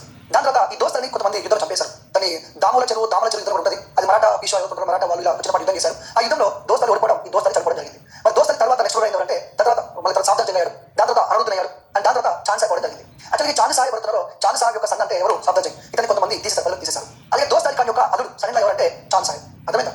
కన్ఫ్యూజన్ ఉందా చెప్తున్నాడు. కర్ణాటక రాజ్యం స్థాపించిన సాలత్ అలీ ఖాన్ కొద్ది రోజుల తర్వాత పరిపాలించిన దోస్త్ అలీ. ఈ దోస్త్ అలీ కొంతమంది మరాఠా వాళ్ళు కలిపి ఓడించారు, యుద్ధంలో చనిపోయారు. సాఫ్జంగ్ జంగ్ కూడా అయ్యారు. అంటే అందరూ కొంతమంది అందరికీ మనం వాడలేదు. సాఫ్జంగ్ జంగ్ కూడా అయ్యారు. ఈ సాఫ్జంగ్ జంగ్ రిమూవ్ చేసి ఇంకో రాజు జరిగింది. తర్వాత అనురుద్దీన్ రాజు. అంటే అర్థం ఏంటి, అనురుద్దీన్కి సాఫ్జంగ్ జంగ్ పడదు, అనురుద్దీన్ సాఫ్జంగ్ కలిసి అనమాట. అర్థం కదా? సో ఈ సాఫ్జంగ్ ప్లేస్ లో కూడా అర్థం వచ్చాడు. ఈ అనురుద్దీన్ తర్వాత నెక్స్ట్ వచ్చి చాంద్ సాయి వచ్చాడు. ఈ చాంద్ సాయి అనురుద్దీన్ పడదు, ఎందుకంటే ఈ చాంద్ సాయి 11 జైల్లో ఉండే, మరాఠా వాళ్ళు అరెస్ట్ చేస్తే జైల్లో ఉన్న చాంద్ సాయి. ఎందుకంటే కొడుకు ఈ చాంద్ సాయి కొడుకు ఎవరంటే సాఫ్జంగ్ జంగ్ అనమాట. ఓకేనా? రైట్. రిలేషన్స్ మనకు అవసరం ఉందంటే చాలా రిలేషన్ మనకు అవసరం లేదు. బట్ ఐడియా కోసం చెప్తాం, క్లారిటీ కోసం చెప్తాం. ఏంటంటే ఎవరికి పడదు అనే క్లారిటీ తెచ్చుకుంటే బెటర్ కదా. ఎవరికి పడదు. మీరు ఎగ్జామ్ పాయింట్ ఏం గుర్తుపెట్టుకోవాలంటే వర్షం పక్కన పెట్టేస్తే ముందు గుర్తుపెట్టుకోవాల్సింది ఏంటంటే ఇక్కడ మనకి సాలత్ అలీ ఖాన్ ఫౌండర్ గుర్తుపెట్టుకోండి. దోస్త్ అలీ ఖాన్ వ్యక్తి మరాఠా చేతిలో ఓడిపోయారు, చంపడం గుర్తుపెట్టుకోండి. తర్వాత అనురుద్దీన్ రూల్ అయ్యారు. ఈ అనురుద్దీన్ అగెన్స్ట్ ఎవరంటే చాంద్ సాయి. ఇద్దరికి పడదు. ఈ చాంద్ సాయి కొద్ది రోజులు జైల్లో ఉన్నాడు. అందరూ మరాఠా వాళ్ళు అరెస్ట్ జైల్లో పెట్టారు. ఒక అనురుద్దీన్ రూల్గా ఉన్నాడు. ఫస్ట్ కర్ణాటక వార్ జరిగింది కదా, అప్పుడు ఎవరు ఉన్నారు, అనురుద్దీన్ ఉన్నాడు. సెకండ్ కర్ణాటక వార్లో అనురుద్దీన్ ప్లేస్ ఎవరు వచ్చారంటే చాంద్ సాయి వచ్చాడు. ఈ చాంద్ సాయి ప్లేస్ నెక్స్ట్ ఎవరు వచ్చారంటే మహమ్మద్ అలీ ఖాన్. వరుసగా వచ్చి గుర్తుపెట్టుకోండి. ఎవరంటే నేను చెప్తాను. Is clear? సో ఇది హైదరాబాద్ సంబంధించి, కర్ణాటక సంబంధించి. ఇప్పుడు క్లారిటీ వచ్చిందనుకుంటా. ఎవరి తర్వాత ఎవరు పరిపాలించారు ఏంటి అని చెప్పేసి మొత్తం డేటా ఇచ్చాం. ఇక్కడ ఎవరి తర్వాత ఎవరు పరిపాలించారు, ఇక్కడ ఎవరి తర్వాత ఎవరు పరిపాలించారు, ఎవరు అరెస్ట్ చూసాం. ఇప్పుడు మన ఎగ్జామ్ పాయింట్ ఆఫ్ లో సెకండ్ కర్ణాటక వార్ ఎందుకు జరిగింది అంటే, సెకండ్ కర్ణాటక ఎందుకు జరిగిందంటే ఇక్కడ హైదరాబాద్ వచ్చేసి ఈ నిజాం ఉల్ ముల్క్ చనిపోతే వీళ్ళిద్దరు ఫైట్ చేశారు. ఏమని నేను రాజు అవుతాను ఇద్దరు ఫైట్ చేశారు. ఈ నాలుగు జంగ్ ఎవరు? నిజాం ఉల్ ముల్క్ యొక్క కొడుకు. ముజఫర్ జంగ్ ఎవరు? ఈ నిజాం ఉల్ ముల్క్ యొక్క మనవాడు. మనవాడు ఎందుకు ఫైట్ చేయకూడదు? ఫైట్ చేయొచ్చు, చిన్నప్పుడు పిల్లలు ఉంటారు ఎందుకు? సో నిజాం చనిపోయిన తర్వాత నాలుగు జంగ్ నేను అవుతా అంటాడు, ముజఫర్ జంగ్ నేను అవుతా అంటాడు. ఫైనల్గా నాలుగు జంగ్ సక్సెస్ అయ్యి రూల్ అయ్యాడు. ముజఫర్ తీసుకొని జైలు పెట్టారు. కొన్ని సంవత్సరాల తర్వాత నాలుగు జంగ్ చంపేశారు. ముజఫర్ జంగ్ రూల్ అయ్యాడు. 1 year రూల్ చేశారు. ముజఫర్ జంగ్ మనీ రూల్ చేశారు. తర్వాత ఈయన చంపేశారు. ఏమో చంపేశారు. నెక్స్ట్ లాస్ట్ రూల్ అయ్యారు సర్పంచ్ రూల్ అయ్యాడు. కర్ణాటక కొత్త ఫస్ట్ రూల్ చేసిన ప్రస్తుతం రూల్ చేస్తారు. ఫస్ట్ కర్ణాటక టైంలో అనుమతి రూల్ చేస్తారు. ఈ అనుమతి చాలా చేసినారు ఛాన్సర్. ఈ ఛాన్సర్ వెళ్ళి అనుమతి చంపేశారు. ఛాన్సర్ రూల్ అయ్యాడు. ఛాన్సర్ రూల్ అయ్యాడు. ఈ అనుమతి యొక్క కొడుకు ఎవరు? మహమ్మద్ అలీ కొడుకు సన్ అనమాట. ఈ మహమ్మద్ అలీ కొడుకు కూడా రయ్యాన్ చంపారు కదా, అందుకని బ్రిటిష్ వాళ్ళు దోష చేశారు. ఆ బ్రిటిష్ వాళ్ళు ఈ దోస్త్ అలీ ఖాన్ దగ్గర పెట్టేశారు. ఛాన్సర్ కూడా చంపేశారు. మరి నెక్స్ట్ రూల్ అయ్యేది ఎవరు? మహమ్మద్ అలీ ఖాన్.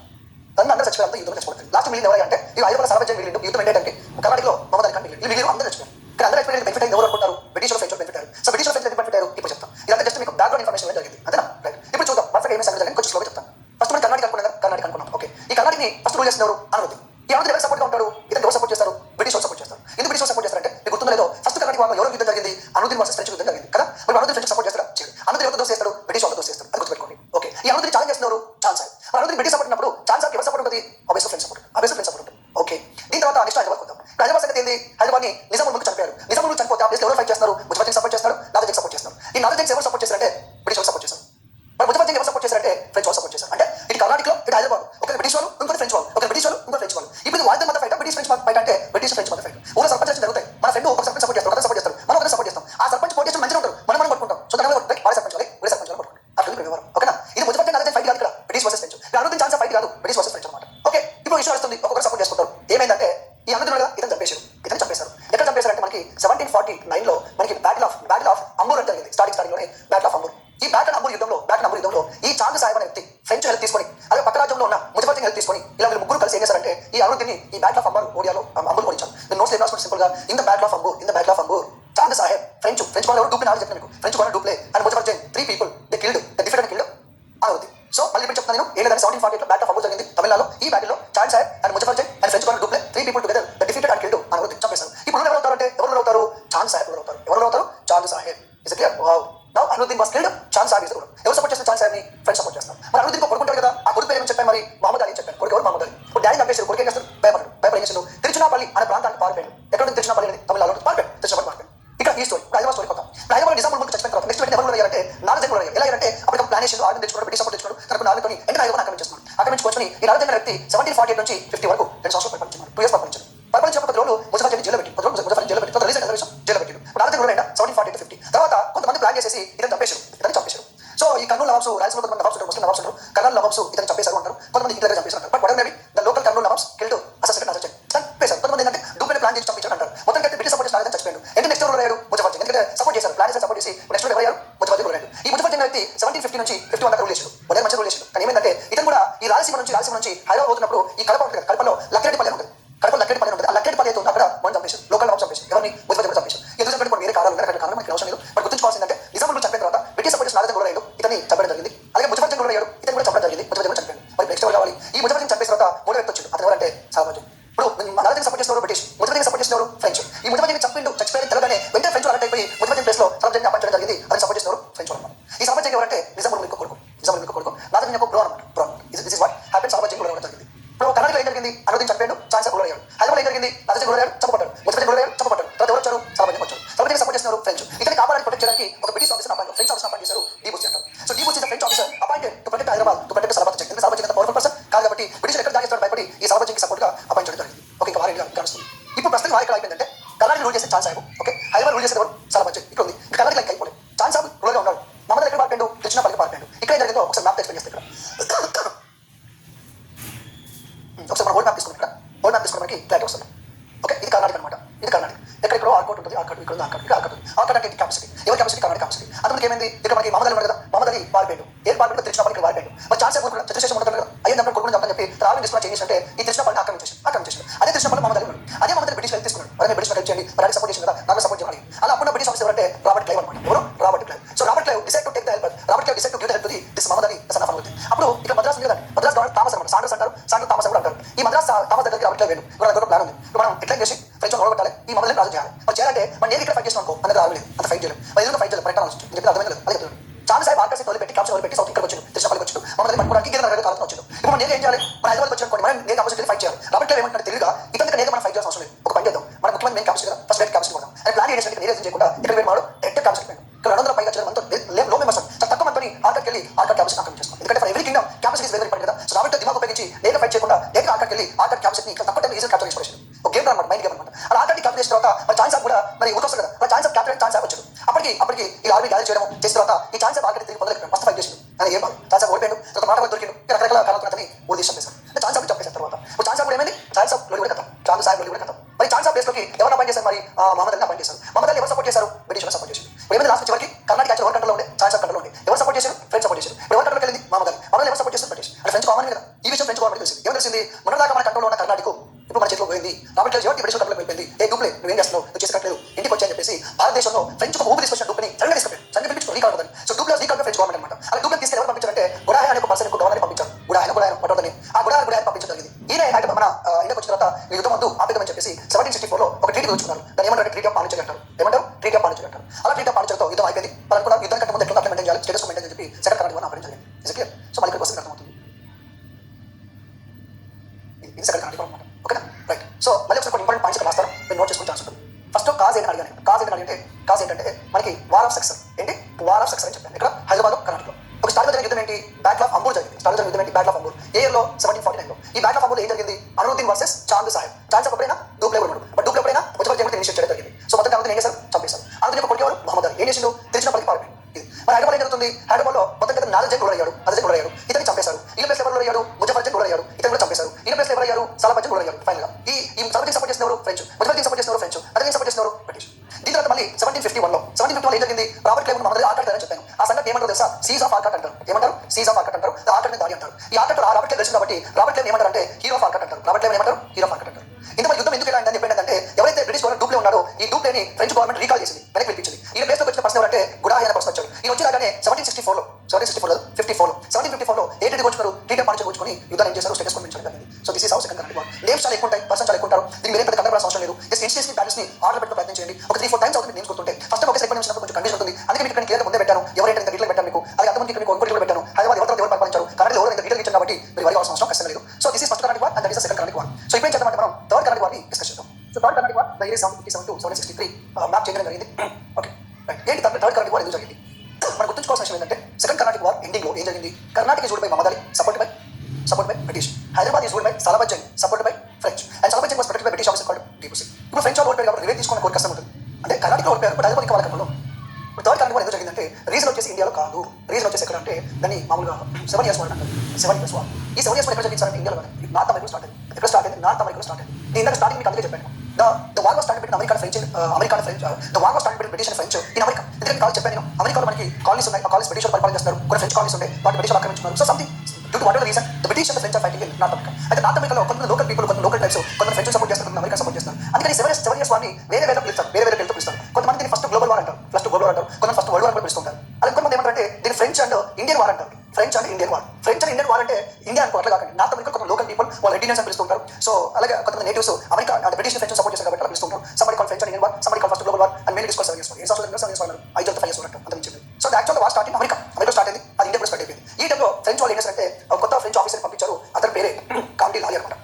అతని పేరు కాండి లాలి, ఇతను ఫ్రెంచ్ గవర్నర్. ఈ decide to take the revenge and he decide to occupy some French British settlement. కొన్ని బ్రిటిష్ సెటిల్మెంట్ ఆక్రమించాలని చెప్పి కాండి లాలి ట్రై చేయడం జరిగింది. డూప్లే లేడు, డూప్లే తీసేసి గుడాహ తీసుకొచ్చారు. దాంతో మనకి వచ్చాడు కాండి లాలి తేవడం జరిగింది. ఈ French governor during third Karnataka war. మరి ఏం జరిగింది, ఏమేమి సంగతి జరిగాయి, కాండి లాలి సక్సెస్ అయ్యాడా, బ్రిటిష్ సక్సెస్ అయ్యాడా ఒకసారి చూద్దాం, సంగతి చూద్దాం. Okay, so one by one చెప్తాను. ఫస్ట్ ఇక్కడ స్టార్ట్ అయింది ఇక్కడ మనకి విషయానికి, ఇక్కడ బెంగాల్ ఉంది కదా. ఈ బెంగాల్ మనకి కలకత్తా ఉంటుంది. ఈ కలకత్తా పైన మనకు వచ్చిన సిటీ ఉంటుంది, దాన్ని చందానాగూర్ అంటారు. ఏమంటే చందానాగూర్ అంటారు. కలకత్తా ఈ సంగతి ఫ్రిటిష్, చందానాగూర్ సెటిల్మెంట్ ఆఫ్ ఫ్రెంచ్. ఇంకా కొంచెం పైకి వెళ్తే ఇక్కడ మనకి ప్లాసీ అనే ప్రాంతం ఉంటుంది, ఇంకా పైకి వెళ్తే మనకి ముషిరాబాద్ ప్రాంతం ఉంటుంది. అది ఇక్కడ మ్యాటర్ ఏంటంటే మనం ఎగ్జామ్ రాసుకోవాల్సిందంటే థర్డ్ కర్ణాటక వార్ కాజ్ ఏంటి అని ఇందాక రాసింది కదా. What is the cause, 7 years war in North America, it is known as first global war, it is known as French and Indian war అంటారు. సో ఇక్కడ మనకి ఫ్రెంచ్ గవర్నర్ అంటే కాండి లాలి, ఇది కాజ్ రాసుకోవాలి. దీంట్లో ఏమేమి జరిగింది రాస్తాను, నోట్ చేసుకోండి. సో ఫస్ట్ పార్ట్ ఏంటంటే మార్చ్ 1757. ఎప్పుడు, March 1757. So Robert Clive so Robert Clive attacked Chandannagar which is the settlement of French settlement. చందన అటాక్చడమే కాకుండా ఆల్మోస్ట్ ఇంకా చందన అరెస్ట్ చేశారు, ఓడించారు, చంపేశారు. So the Chandannagar became under control of British. అసలు బెంగాల్లో one of the main French settlement Chandannagar. మిగతా ఆల్మోస్ట్ బ్రిటిష్ కంట్రోల్ ఉంది. ఉన్న సెటిల్మెంట్ పోయింది చందనాగూర్.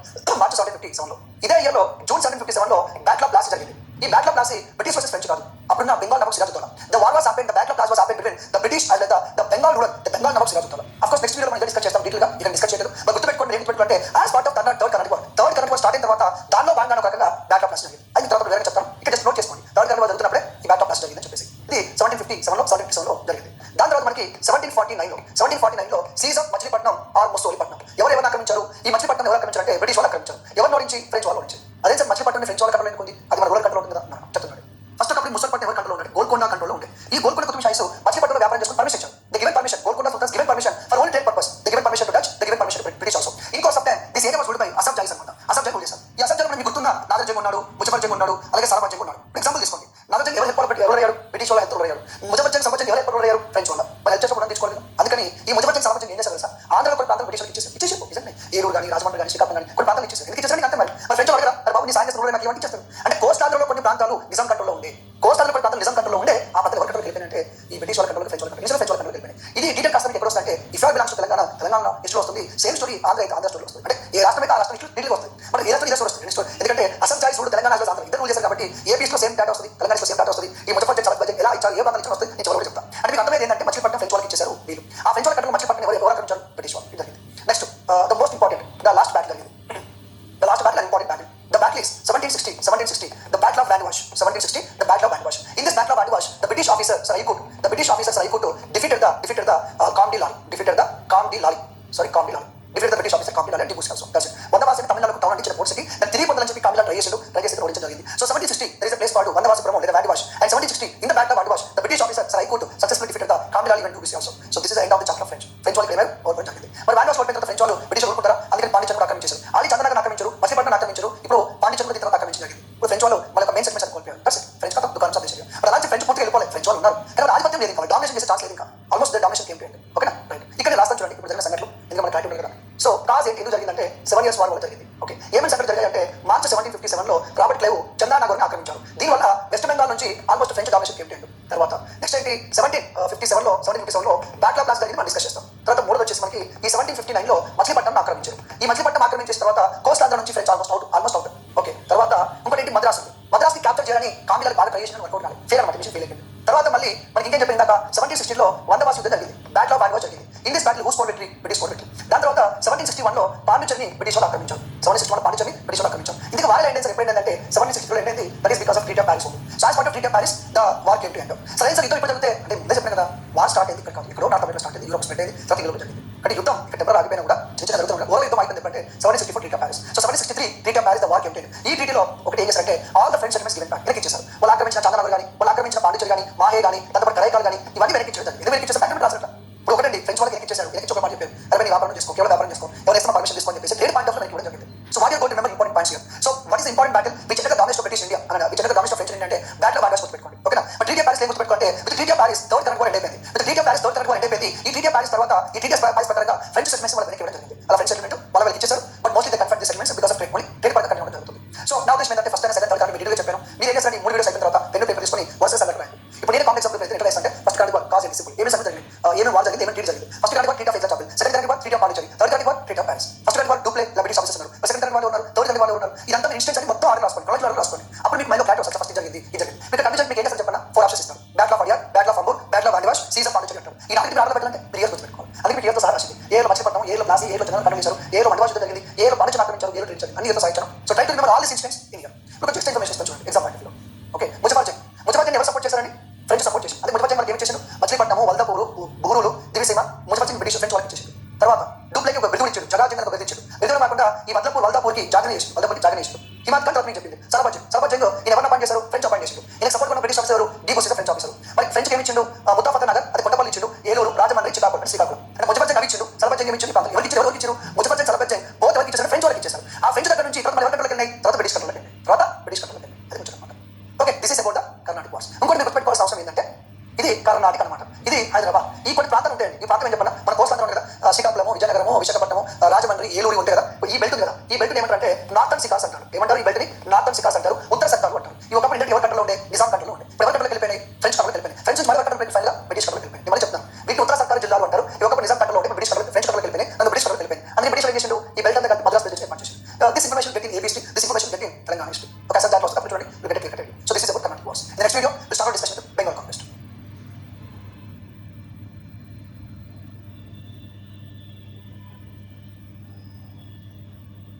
Hello students, so welcome back. So in the previous video, we discussed about the election of British conquest of India. So భారతదేశాన్ని British వాళ్ళు ఎలా ఆక్రమించారు, ఏ విధంగా ఆక్రమించారు అని ఒక ఐడియా మాకు ఇవ్వడం జరిగింది. So let us start discussion with the conquest of Bengal.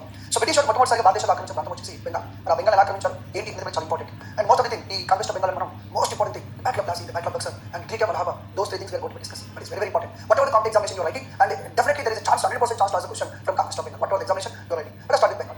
Now, when you talk about the Bengal, let us go to the flashback. మనకి హిస్టరీ అయినా సరే చాలా సార్లు మన బ్యాక్గ్రౌండ్ ఫ్లాష్బ్యాక్ డిస్కస్ చేస్తే మనకు కొంచెం బ్యాక్ వస్తుంది. ఇందుకే బెంగాల్ ఏంటి, ఈ బెంగాల్ ఎవరు రూల్ చేస్తారు, మరి బెంగాల్ని బ్రిటిష్ వాళ్ళు ఎలా ఆక్రమించారు, అసలు బెంగాల్ వాళ్ళకి బ్రిటిష్ వాళ్ళకి డిస్కషన్స్ వాల్స్ ఎలా ఒకసారి చూద్దాం. ఒక ఏషియన్ నుంచి తీసుకున్నట్టయితే వి నో అబౌట్ పౌరన్ ఎంపైర్ అని, గుప్తా ఎంపైర్ అని, పాల డైనాసిటీ, సేన డైనాసిటీ, గౌడ డైనాసిటీ, రకరకాల డైనాసిటీస్ ఈ ప్రాంతాన్ని రూల్ చేయడం జరిగింది. అయితే ఈ ఏరియా కూడా ఒక స్పెషాలిటీ ఏంటంటే మిగతా వాటితో పోలిస్తే సపోజ్ మిలిటరీ ఇలాంటి ఏరియా ఉంది, ఈ area what is the difference is this area always prone to invasion by farmers. అంటే మనకు తెలుసు కదా ఇండియాకి ఎప్పుడు కానీ ఫార్మర్స్ అటాక్ చేసే ఛాన్స్ ఏ ప్రాంతంలో ఎక్కువ ఉంటుందంటే north west part of India. ఈ subject from the ancient India మన ఏన్షియంట్ తీసుకుంటే ఒక అలెగ్జాండర్ కానీ లేకపోతే మహమ్మద్ గజ్నీ కానీ గోరి కానీ నాదిర్ షా కానీ most of the farmers invaded to north west part of India. So ఎప్పుడైతే ఫారిన్ ఇన్వెస్ట్మెంట్స్ ఎక్కువ ఉంటాయో ఆ ఏరియా ఎప్పుడు ఎఫెక్ట్ అవుతుంది. Because when ever the battle was happen the people will be affected, the villages will be affected, agriculture will be affected, totally ఆ ప్రజలకు కాకుండా life అనేది ఎఫెక్ట్ అవుతుంది. కానీ ఇక్కడ బెంగాల్ తీసుకుంటే ఫారిన్ ఇన్వెస్ట్మెంట్స్ చాలా తక్కువ ఈ ప్రాంతంలో, అంటే ఏన్షియంట్ నుంచి మొదలు పెడతాయి. అందుకని చెప్పి ఏరియా పెద్దగా ఇష్టపడు కాలేజ్ చెప్పొచ్చు, కానీ ఇష్టపడు కాలేదేమో అని బ్రిటిష్ వచ్చి డిస్టర్బ్ చేశారు.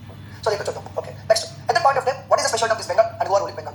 Initially if you go to flashback again we have a person called Muhammad bin Qasim. Muhammad bin Qasim was the first Muslim person who invaded India, that northwest part of India. ఈ సింధన ప్రాంతం మీద దాడి చేయడం జరిగింది, invade చేయడం జరిగింది ఎప్పుడో 712 later we have one more person called Muhammad Ghazni. Muhammad Ghazni also invaded India. He was invaded India 17 times. అది సారీ ఇండియా దాడి చేశారు. Every time he came to India not to rule India, not to conquer India, only one thing is rule the India. అంటే భారతదేశంలో ఏంటంటే ఉన్న gold కానీ వాటి కానీ వీటి కానీ ఓడించేసి డబ్బులు తీసుకోవాలి. సో ఈ came to India for the wealth, not for anything. Muhammad Ghazni. And third person who came to India was the Gor వచ్చాడు. Muhammad Gori అంటే మనం సో మహమ్మద్ గోర్ వచ్చాడు లైక్ 1170s నుంచి మొదలు పెడితే 1206 వరకు మనం ధన్యవాదాలు చేస్తూ ఉన్నాడు. అయితే ఇప్పుడు మహమ్మద్ గోర్ గురించి చెప్తాను ఇక్కడ అంటే మహమ్మద్ గోర్తో పాటు కొంతమంది స్లేవ్స్ ఇండియాకి వచ్చారు. దాంట్లో ఒక పర్సన్ వచ్చేసి కుతుబుద్దీన్ ఐబక్ అంటారు. Qutbuddin Aibak is one slave. One more slave is they Bakhtiyar Khalji అంటారు. బక్తియార్ ఖల్జీ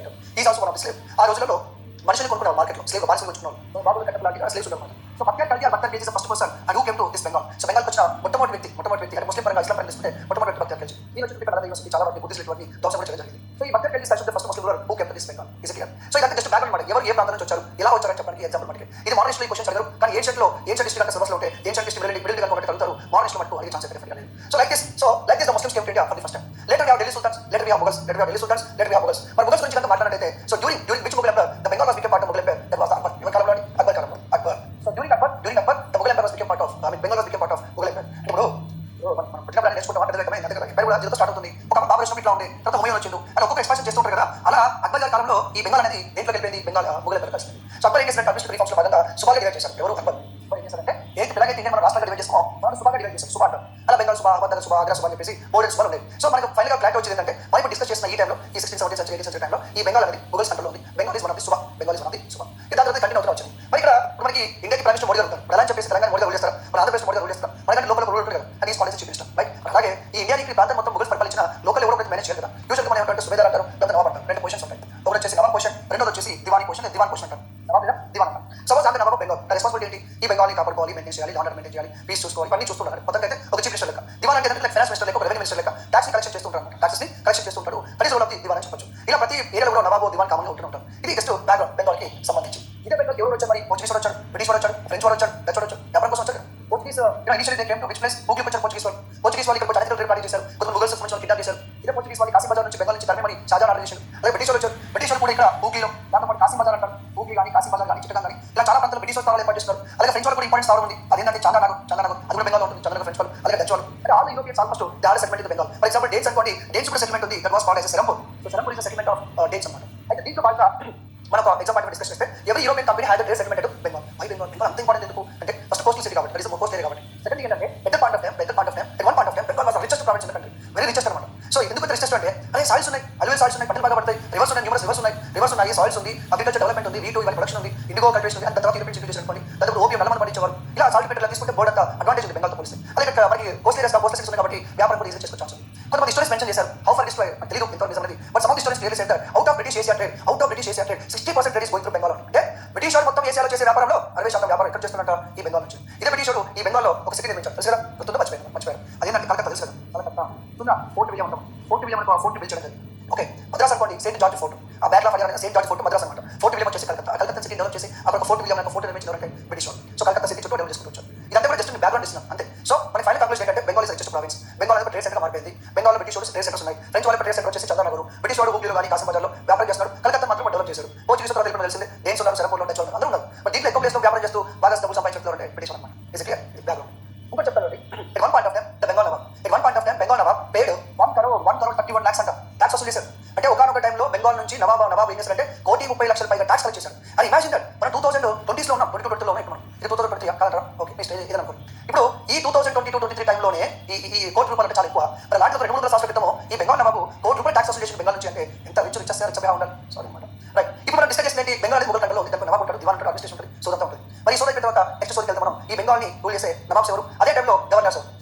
మనం ప్రిపేర్ ఎగ్జామ్ క్వశ్చన్స్ ఎలా వస్తామో ముందు అడిగి ఉండాలి. ఎందుకంటే బ్యాక్ బాక్స్ డిపార్ట్మెంట్ జరిగింది. ఈ టైంలో బెంగాల్ నవాబ్స్ ఎవరు తెలియాలి, ఈ టైంలో బ్రిటిష్ గవర్నర్స్ ఎవరు తెలియాలి. క్వశ్చన్ ఎట్లా అడగచ్చు, ఎలా అడగచ్చు. You should ready for that. Okay right. So ఒకసారి చూడండి లిస్ట్. ఎవరైతే బెంగాల్ సంబంధించిన బెంగాల్ గవర్నర్స్, బ్రిటిష్ యొక్క బెంగాల్ గవర్నర్స్ అన్నమాట. సో అన్ని గుర్తుకోవాల్సిన అవసరం లేదు. మనం మెయిన్ టార్గెట్ ఇక్కడ స్టార్ట్ అవుతుంది, ఎందుకంటే బ్యాక్లాగ్ క్లాస్ జరిగింది కాబట్టి. సో ఈ person called Roger Drake 1752 to 1758. When the backlog class was happened in Bengal, who was the governor? Roger Drake. ఒక బ్లాక్ అవుట్ రాజు జరిగినప్పుడు ఫోర్ట్ మీద అటాక్ చేసినప్పుడు పార్లమెంట్ ఎంతో అంటే రోజర్ డ్రేక్. దాని తర్వాత రాబర్ట్ క్లైవ్, తర్వాత ఏముంది రాబర్ట్ క్లైవ్, తర్వాత హాల్వెల్, తర్వాత వాన్ స్టార్ట్, తర్వాత జాన్ స్పెన్సర్ టెంపరీ, తర్వాత లార్డ్ క్లైవ్, దాని తర్వాత హ్యారీ వెల్స్ట్ 1767 నుంచి 1769, జాన్ కార్డియర్, ఈ చివరికి వచ్చేసి warn Hastings. Warn Hastings last governor of Bengal, first governor general of Bengal. తెలుసు కదా, వార్న్ హేస్టింగ్స్ అనే పర్సన్ ని first governor general of Bengal appoint చేయడం జరిగింది 1770 రెగ్యులేషన్ చట్టం ద్వారా. 1770 రెగ్యులేషన్ చట్టం ద్వారా warn Hastings appointed governor of Bengal నుంచి గవర్నర్ జనరల్ బెంగాల్ అపాయింట్ చేశారు. ఇదంతా బ్యాక్లాగ్ క్లాస్ వర్క్స్ అయిపోయిన తర్వాత. సో ప్లీజ్ రిమెంబర్, ఈ రోజర్ డ్రేక్ నుంచి మొదలు పెడితే ఇదంతా వార్న్ హేస్టింగ్స్ వరకు చదువుకోండి. అన్ని గుర్తుపెట్టుకోండి, ఆర్డర్లో ఇయర్తో సహా గుర్తుపెట్టుకోండి. ఎందుకంటే మనకి ఇయర్స్ ఎగ్జామ్ ఆర్డర్, బట్ ఏ టైంలో ఎవరు గవర్నర్ మనం గుర్తుంచుకోవాలంటే ఫస్ట్ ఉంది. ఫర్ ఎగ్జాంపుల్ బ్యాక్లాగ్ క్లాస్ టైంలో ఉన్నారు, బ్యాక్లాగ్ టైంలో ఉన్నారు, ఈ టైంలో టైంలో ఉన్నారు. Come to Bengal nawabs. ఈ బెంగాల్ ఎంతో మంది నవాబ్గా పనిచేశారు, మనకి 100 మంది పనిచేస్తారు, బట్ నాట్ నెసెసరీ. ఈ డిస్కసింగ్ కాంటెస్ట్ ఆఫ్ బెంగాల్, ఈ టైంలో బెంగాల్ నవాబ్స్ చూడండి. Let us start the discussion with Murshid Quli Khan. Murshid Quli Khan actually his name was Surya Narayana. Surya Narayana. Some people call Surya Narayana Vishnu like that. His original name was Surya Narayana Hindu, later converted into Islam. Surya Narayana. Actually initially was encouraged by Aurangzeb. Later in 1717 he was appointed as a Nawab of Bengal by a Mughal emperor called Farrukh Shah. So Murshid Quli Khan ni Bengal Nawab appoint చేస్తున్నారంటే Farrukh Shah 1717 అన్నమాట. So Murshid Quli Khan is a person who ruled Bengal independently. He ruled Bengal independently. Independent గా rule చేయడం అంటే అరే ఇప్పుడు బెంగాల్ పరిపాలిస్తున్నా, బెంగాల్ నవాబ్గా ఉన్నా, Mughal emperor కింద పనిచేస్తున్నా. I know that Farrukh Shah అంత సీన్ లేదు. Farrukh Shah సీన్ లేదు, నేను బెంగాల్ నెక్స్ట్ నేనే పరిపాలించుకుంటా. ఇండిపెండెంట్ ఏంటి, నా డిసిషన్ తీసుకుంటా, నా పరిపాలన చేసుకుంటా. ప్రతి అతను ముఘల్ ఎంపరర్ ఏం చెప్తే ఫాలో అవసరం లేదు. దాన్ని ఇండిపెండెంట్ రూల్ అంటారు. దగ్గర ఇండిపెండెంట్ గా పరిపాలించాడు, ఇండిపెండెంట్ పరిపాలించాడు. అదేంటి అంటే ఈ rule Bengal independent that is okay, but he always pay talks to Mughal emperor. అంటే బెంగాల్ నుంచి టాక్స్ వసూలు చేసి సెంట్రల్ గవర్నమెంట్ కి అది ముఘల్ ఎంపరర్ పంపిస్తుండేవాడు. అదే ఇండిపెండెంట్ గా పరిపాలించిన తర్వాత బెంగాల్ నుంచి టాక్స్ మున్సిపల్ దగ్గర పెట్టుకోవాలి కదా, మరి ముఘల్ ఎంపరర్ ఎందుకు పంపిస్తున్నాడంటే దాన్ని బలపంటారా వాపంటారా ఇష్టం అని కొన్నిసార్లు చూడంటే అది నేను లేదు నువ్వు ఏం చెప్పి పెట్టుకో అని కొంతమంది చెప్తా ఉంటారు కదా. సేమ్ ఆ టైం అనమాట. మన ఉద్దేశం ఏంటంటే బెంగాల్ బెంగాల్ నుంచి ఆదాయం లేకపోతే అసలు ముఘల్ ఎంపరర్ సర్వైవ్ అవ్వదు అని ఒక షో ఆఫ్ దీనికోసం కానీ టాక్స్ వసూలు చేసి ఎవరే మాత్రం ముఘల్ ఎంపరర్ పంపిస్తుండేవాడు. ఎవరు? Murshid Quli Khan, the Nawab of Bengal, who ruled independently, who was appointed by Farrukh Shah. అసలు క్యాపిసిటీ ఒకప్పుడు ఈ బెంగాల్ క్యాపిసిటీ వచ్చేసి డెక్కా ఉంది అనమాట. డెక్కా ఉంది. దీని ఎక్కడ షిఫ్ట్ చేశారంటే ముషిరాబాద్ షిఫ్ట్ చేయడం. ముషిరాబాద్ కూడా ముషిరాబాద్ వేరే పేరు ఉంది. ఈయన పేరు మీద ముషిరాబాద్ పెట్టుకున్నాడు. సో వన్ మోర్ పాయింట్ ఏమంటే this Murshid Quli Khan is the person shifted capacity to Murshidabad. దాంతో పాటు ఇంకోటి ఏంటంటే ఈయన మాల్ జాస్మిన్ అనే సిస్టమ్ ఇంట్రడ్యూస్ చేయడం జరిగింది. దీని తర్వాత చెప్తాను, బ్రిటిష్ రెవెన్యూ పాలసీ వచ్చినప్పుడు చెప్తాను. నేను మరి అవసరం ఇప్పుడు చెప్పినది ఒక హాఫ్ ఎక్స్ట్రా డిస్కషన్ ప్రీవియస్ అయిపోతుంది. ఎన్నో మన టాపిక్ ఉంది కాబట్టి అప్పుడు మళ్ళీ పేరు గుర్తిస్తాను. So Murshid Quli Khan is the person who ruled 1717 to 1727 వరకు Murshid Quli Khan రూల్ చేయడం జరిగింది. So obviously they're going to ask the question in the examination. Next, after Murshid Quli Khan death, we have a person called Sarfaraz Khan. He ruled very temporary rule చేశారు, కొన్ని months మాత్రం rule చేయడం జరిగింది. దాంతో next వచ్చిన person ఎవరంటే సుజావుద్దీన్ almost 1727 to 1739. సుజావుద్దీన్ టైంలో ఏం జరిగింది అంటే చాలా జరుగుండొచ్చు. ఎగ్జామ్ పాయింట్ ఆఫ్ మనం గుర్తుపెట్టుకునే ఉందా అంటే ఉంది. ఏంటంటే ఈ గాడ్ బీహార్ అనేది బీహార్ వచ్చింది. అదే బీహార్ వచ్చాడు బీహార్ రావడం అనుకోవచ్చు. అంటే బీహార్ వచ్చింది అంటే అంతమందికి నేను చెప్పాను కదా, ఒకప్పుడు అంతా బెంగాల్ కలిసి ఉంది. బీహార్ కొంచెం వేరే ఉంటుంది. ఇక్కడ అవదు, ఇది బీహార్, దాంతో ఇక్కడ ఒరిస్సా ఇది బెంగాల్. ఓకేనా? ఇక్కడ ముఘల్ ఎంపరర్ ఉంటాడు. సో లెటర్ ముఘల్ చాప్టర్ మీరు ఆల్రెడీ చూసే ఉంటారు. ఓకే, చూసి ఉండాలి తప్పదు, వేరే ఆప్షన్ కాడపడింది కాబట్టి. సో బాబా షా ముఘల్ ఎంపరర్ ఉన్నాడు. 1719 to 1742 రిలేషన్. అంతే కదా, 1719 to 1748. అంటే సుజావుద్దీన్ ఎప్పుడు 1727 to 1739. ఈ బీహార్ ప్రాంతం కూడా ఈయన కంట్రోల్కి వచ్చింది. ఆ బీహార్ ప్రాంతం తీసుకొచ్చి దీనిలో కలిపేసిండు, బెంగాల్ కలిపేసిండు. సో ఎగ్జామ్ అడగచ్చు, during which of the following nawab the Bihar was became part of Bengal. డెఫినెట్గా అడగచ్చు. లేదా ఏ ముఘల్ ఎంపరర్ బెంగాల్ నవాబ్కి బీహార్ ఇచ్చిండు అంటే మహమ్మద్ షా ఇచ్చిండు. Is clear. So that is what you all remember about doing the Shujauddin. So first Murshid Quli Khan 1717 to 1727, next Sarfaraz Khan temporary, next Shujauddin 1727 to 1739. After Shujauddin the next person is Alivardi Khan. So Alivardi Khan ruled 17 actually Shujauddin తర్వాత మళ్ళీ సర్ఫరాజ్ ఖాన్ ఉన్నాడు. ఈయన temporary అన్నమాట, one year ఉన్నాడు. Next Alivardi Khan. So Alivardi Khan రఫ్లీ 1740 to 1756 Alivardi Khan. Now what I have to remember in examination point of view about Alivardi Khan. Alivardi Khan మసలి అంటే చెప్తాడు. అలీవర్దీ ఖాన్ రూల్ చేసినప్పుడు మరాఠా ఇష్యూ వచ్చినప్పుడు మరాఠాస్. ఎందుకంటే ఇనిషియల్గా శివాజీ గారు ఉన్నప్పుడు మరాఠా ఎంపైర్ అనేది కేవలం మహారాష్ట్ర చుట్టూ ప్రాంతాలు ఉంటే పేషోడు బాజీరావు చెప్పి మస్తు పేషోడు. ఈ పేషోడు కాలంలో మరాఠా ఎంపైర్ చాలా ఎక్స్పాన్షన్, చాలా ఎక్స్పాన్షన్. ఇట్లా ఇక్కడ స్టార్ట్ చేస్తే మరాఠా ఎంపైర్ ఇట్లా పోతూనే ఉంది, ఎక్స్పాన్షన్ చేస్తూ ఉంటారు. దాని విషయం ఏంటంటే మరాఠా ఎంపైర్ అంటే మహారాష్ట్రలో మాత్రం అనుకుంటారు, బట్ ఆల్మోస్ట్ వాళ్ళు ఇటు పెషావర్ వరకు వెళ్ళి బార్ వరకు రిజర్వ్ జరిగింది. సో ఇక్కడ ఇప్పుడు బెంగాల్ ఉంది. ఈ బెంగాల్ మీద కంటిన్యూగా దాడి చేస్తున్నారు ఎవరంటే మరాఠా అనమాట. అయితే మరాఠాకు సంబంధించి అలీవర్దీ ఖాన్ సంబంధించి మన ఎగ్జామ్ పాయింట్ ఆఫ్ పొజిషన్ గుర్తుపెట్టుకోండి. నెంబర్ 1 1746-47 ఆ టైంలో ఒక యుద్ధం జరిగింది. దాన్ని బ్యాటిల్ ఆఫ్ బుద్వాన్ అంటారు. ఈ యుద్ధంలో మరాఠాస్ని ఓడించాడు మరాఠాడు అలీవర్దీ ఖాన్ తమ్ముడు. సో తమ్ముడు అలీవర్దీ ఖాన్ ఏం చేసిందంటే ఈ మరాఠాస్ని బుద్వాన్ ఓడించాడు. దాని కొన్ని కారణాల వల్ల మళ్ళీ ఓడిపోవాల్సి వచ్చింది. అందుకని చెప్పేసి మనోడు కొంచెం అమౌంట్ పే చేయడానికి అదే కూర్చోవడం జరిగింది. చదువుతాడు మామూలు Maratha senior simple Maratha senior ఇప్పుడు మామూలు బాగా డైలాగ్ ఉంది మన గౌతమ్ సాగర్ సినిమాలో మరాఠా శరణం అని. వీళ్ళు మరాఠా సార్ ఉంటారు, మరాఠా శరణం ఉండదు. నువ్వు చచ్చిపోతావు లేకపోతే ట్యాక్స్ కడతా ఉంటారు. చదువుతూ సర్వీస్ ట్యాక్స్ వసూలు చేస్తారు. అంటే మరాఠాలు వస్తారు, మనం ఓడిస్తారు, ట్యాక్స్ వసూలు చేస్తారు. నువ్వు ఎవరైతే ట్యాక్స్ కట్టాల్సింది. అట్లా ఈ మరాఠా సీనియర్స్ అంటే ఈ అలీవర్దీ ఖాన్ దగ్గరకు వచ్చి కొంచెం గడిబడి చేసి సంవత్సరం ఒక పని ముచ్చుకుంటారు. అంటే అర్థమేంటి, ఏ బెంగాల్ నవాబ్ కాలంలో మరాఠాస్కి ఈ అమౌంట్ పే చేయాలని డిసైడ్ అయింది అంటే అలీవర్దీ ఖాన్. ఏ బెంగాల్ నవాబ్ కాలంలో బ్యాటిల్ బుద్వాన్ జరిగింది, మరాఠాస్ ఓడించారు అంటే అలీవర్దీ ఖాన్. ఓకేనా? అంటే చిన్న యుద్ధం, బ్యాటిల్ బుద్వాన్ చిన్న యుద్ధం అన్నమాట. జోన్జీ భోస్లే సంథింగ్ ఒక పర్సన్ ఉంటాడు, అతను చిన్న యుద్ధం ఓడించాడు. ఇది అలీవర్దీ ఖాన్ తర్వాత మరాఠాకి చౌతుకి ఆయన డబ్బులు కట్టుకుంటున్నాడు. ఇంకోటి జరిగింది ఆలివర్ది కాలంలో ఈ మెయింటైన్ స్ట్రిక్ట్ కండిషన్స్ బ్రిటిష్ అన్నమాట. బ్రిటిష్ ఫ్రెంచ్ వాళ్ళు స్ట్రిక్ట్ కండిషన్ మెయింటైన్ చేశారు. అదే ఇష్టం వ్యాపారం చేస్తే రూల్ లేదు, రూల్స్ ఫాలో అవ్వాలని చెప్పేసి ఈ బ్రిటిష్ వాళ్ళు ఫ్రెంచ్ వాళ్ళు వెరీ హ్యాపీ అని సంతోషం ఉంటుంది కాదు. వాళ్ళ ఉద్దేశం ఏంటంటే మీకు తెలుసు కదా, బెంగాల్లో అతి ముఖ్యమైన పార్టీ కూడా చెప్పాలి. అప్పుడు ఎందుకు అంటే ఇప్పుడు మర్చిపోయిన ఇప్పుడు గుర్తొచ్చింది. 1770 మనకి ముగ్గురు ఫంక్షన్ ఫర్మాన్ గుర్తున్నా. ఫంక్షన్ ఫర్మాన్ ప్రకారం ఏంటి 1770లో బెంగాల్లో బ్రిటిష్ వాళ్ళు ట్యాక్స్ కట్టకుండా వ్యాపారం చేసుకుంటారు. ఎవరి 3000 రూపీస్ ముగ్గురు కడతారు. దానిలో బ్రిటిష్ ఈస్ట్ కంపెనీ బెనిఫిట్ అని చెప్పిన కదా. ఇప్పుడు ఈస్ట్ కంపెనీ వాళ్ళు ఏమంటే ఈ ఆలివర్ది కాలం పాస్ పెట్టుకున్నాడు, మాకు ఫర్మాన్ జారీ చేసిన ముగ్గురు ఫిక్స్ ఆ ఫర్మాన్ పూర్తిగా ఎంజాయ్ చేయలేకపోతున్నాము, మేము పూర్తిగా ఫ్రీగా ట్రేడ్ చేయలేకపోతున్నాము, మేము బెనిఫిట్స్ ఎంజాయ్ చేయలేకపోతున్నాం చెప్పి హ్యాపీ ఉన్నాం. ఇది అవుతాం జరిగింది ఆలివర్ది కాలం జరిగింది. దాని after Alivardi Khan was the next person. Next అంటే Sirajuddaulah. Sirajuddaulah ruled 1757 to Sirajuddaulah ruled 1756 to 57. Just 1 year young boy, 23 years old అనమాట. Very young boy. ఈ ఆలివర్ది ఖాన్ యొక్క గ్రాండ్ సన్ సిరాజుద్దౌలా అంటే కూతురు కొడుకు అనమాట. ఆలివర్ది ఖాన్ రూల్గా ఉన్నప్పుడు సిరాజుద్దౌలా చాలా ఎంగేజ్ ఉన్నప్పుడు రివోల్ట్ రివోల్ట్ అయితే పాయస్ వచ్చి తాతకాలు పడతాడు, క్షమించి తాత అన్నాడు, అలా క్షమించడం మరి మనలో ఏ విధంగా కనబడుతుంది, మన రెవల్యూషన్ కనబడుతుంది కానీ సిరాజుద్దౌలా రూల్ అనవసరం జరిగింది. అలా సిరాజుద్దౌలా 1756 to 57 రూలేషన్. మరి ఎందుకు ఒకటే సంవత్సరం రూలేషన్ అంటే తర్వాత సచిన్ మరి ఈ కాలంలో ఏం జరిగింది అత్యంత కీలకమైన బ్యాక్లాగ్ క్లాస్ జరిగింది. తర్వాత మీర్ జాఫర్ వచ్చాడు. మరి మీర్ జాఫర్ కథ ఏంది 1757 to 1760. మీర్ జాఫర్ ఈ రూల్ 3 years. మీర్ జాఫర్ తీస్తారు మనం కొంచెం బ్రిటిష్ వాళ్ళు సాటిస్ఫై చేయలేదు కాబట్టి తీశారు. అది మరి మీర్ కాసిం ఎప్పటి నుంచి వరకు 1760 నుంచి 60 వరకు మీర్ కాసిం. ఈ మీర్ కాసిం బెంగాల్ గవర్నర్గా ఉన్నాడు, తర్వాత తీసివేయబడ్డాడు. ఈయన యుద్ధంలో పాల్గొన్నాడు. అది అంటే బ్యాక్లాగ్ బక్సర్. ఎవరు? మీర్ కాసిం. తర్వాత మళ్ళీ బ్యాక్లాగ్ బక్సర్ మళ్ళీ మీర్ జాఫర్ వచ్చింది. తర్వాత బోల్డ్ మంది నావల్ వచ్చింది. కానీ మీరు గుర్తుపెట్టుకోవాల్సింది ఏంటంటే ఎగ్జామ్ పాయింట్ ఆఫ్ వ్యూ ఏ నవాబ్ కాలంలో ఏం జరిగింది ఫస్ట్ పాయింట్ దాని చెప్పాను అయితే ఎవరి తర్వాత ఎవరు అని గుర్తుపెట్టుకోవాలి కోసం. మూడోది ఏంటంటే ఇక్కడ which of the following nawab ruled Bengal independently అంటే మున్సిపల్ ఇండిపెండెంట్ రూల్ చేశారు. Which of the following is the last independent ruler of Bengal అంటే సిరాజుద్దౌలా. ఎందుకంటే తర్వాత మీర్ జాఫర్ ఇండిపెండెంట్ రూల్ చేశారు. మీర్ జాఫర్ ఇండిపెండెంట్ రూల్ చేశారు. కానీ మీర్ జాఫర్ ఎవరు సపోర్ట్ వల్ల రాజయ్యాడు నవాబ్ అంటే బ్రిటిష్ ఈస్ట్ కంపెనీ వల్ల ఆయన ఇండిపెండెంట్ రూల్ జరిగింది. అందుకే నెక్స్ట్ వచ్చి మీర్ జాఫర్ కానీ మీర్ కాసిం కానీ నెక్స్ట్ మీర్ జాఫర్ కానీ ఇంత చాలా కూడా బ్రిటిష్ చేతిలో పప్పెట్గా ఉన్నారు. అంటే కీల్ బొమ్మలాగా అంత మించి సొంత రూల్ చేసింది. And now we are going to discuss the battle which changed the Indian history. భారతదేశ చరిత్రను మార్చిన ఒక బ్యాటిల్ అదే battle of Plassey. And how the battle of Plassey was happen, how the battle of Plassey was happen we are going to discuss. ఇప్పుడు మనం discuss చేసింది కేవలం Bengal battle అనేది నవాబ్ ఎవరు ఎవరి కాలంలో ఏం జరిగింది. Each and every point I told here you have to be remember.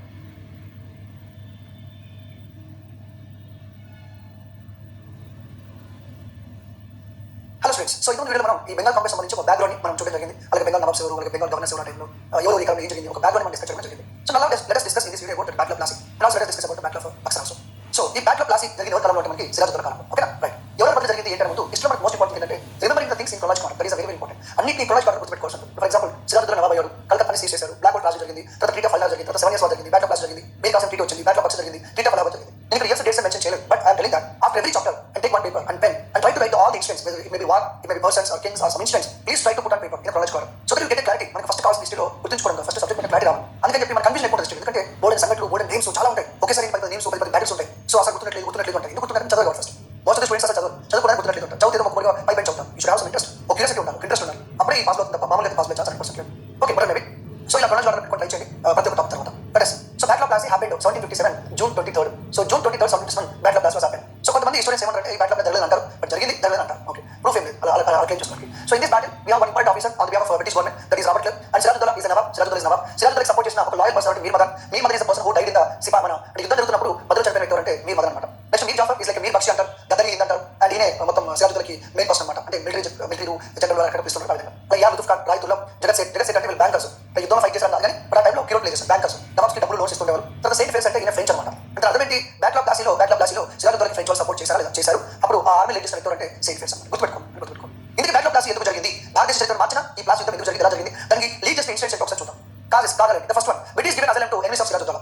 Siraj-ud-Daulah కొంతమంది తన ప్యాలెస్ నుంచి వెలుగొట్టాడు. ఎందుకు వెలుగొట్టాడు మీకు గుర్తుందో లేదో, ఆలివర్ది ఖాన్ అనే వ్యక్తి రూలర్గా ఉన్నప్పుడు దాని తర్వాత కాలంలోనే మీర్ జాఫర్ పనిచేస్తూ ఉండేవాడు. ఎస్ మీర్ జాఫర్ అనే వ్యక్తి ఆలివర్ది కాలం నుంచి పనిచేస్తున్నాడు. ఇందుకు మీ బ్యాటిల్ బుద్ధులు అని చెప్పి కదా. ఇప్పుడు మీర్ జాఫర్ ఏం చేస్తే యుద్ధానికి సరైన టైంకి ఆర్మీ తీసుకెళ్ళి 4 పీపర్స్ తీసుకొచ్చాడు. సో మీర్ జాఫర్ ఎప్పటి నుంచి ఉన్నాడు, ఆయన కూడా నవాబ్ కావాలి డెఫినెట్ గా. కానీ మీర్ జాఫర్ వేరే నవాబ్ కాకుండా ఆలివర్ది ఖాన్ తన కూతురు కొడుకైన సిరాజుద్దౌలాని నవాబ్ ప్రకటించడం జరిగింది. So in the palace some people don't like that Siraj-ud-Daulah was become Nawab Bengal. చాలా ఇష్టం లేదు. అలా కొంతమంది వెలుగొట్టారు చదివించారు బ్రిటిష్ వాడు బెంగాల్లో ఉన్నాడు. Calcutta is part of Bengal rule చేశారు సిరాజుద్దౌలా. మరి నేను రాజుగా ఉన్నప్పుడు నా రాజ్యం నుంచి నా ప్రాంతం నుంచి ఒక వెలుగొడితే బ్రిటిష్ వాడు సెక్రటరీ ఎందుకు తప్పు కదా.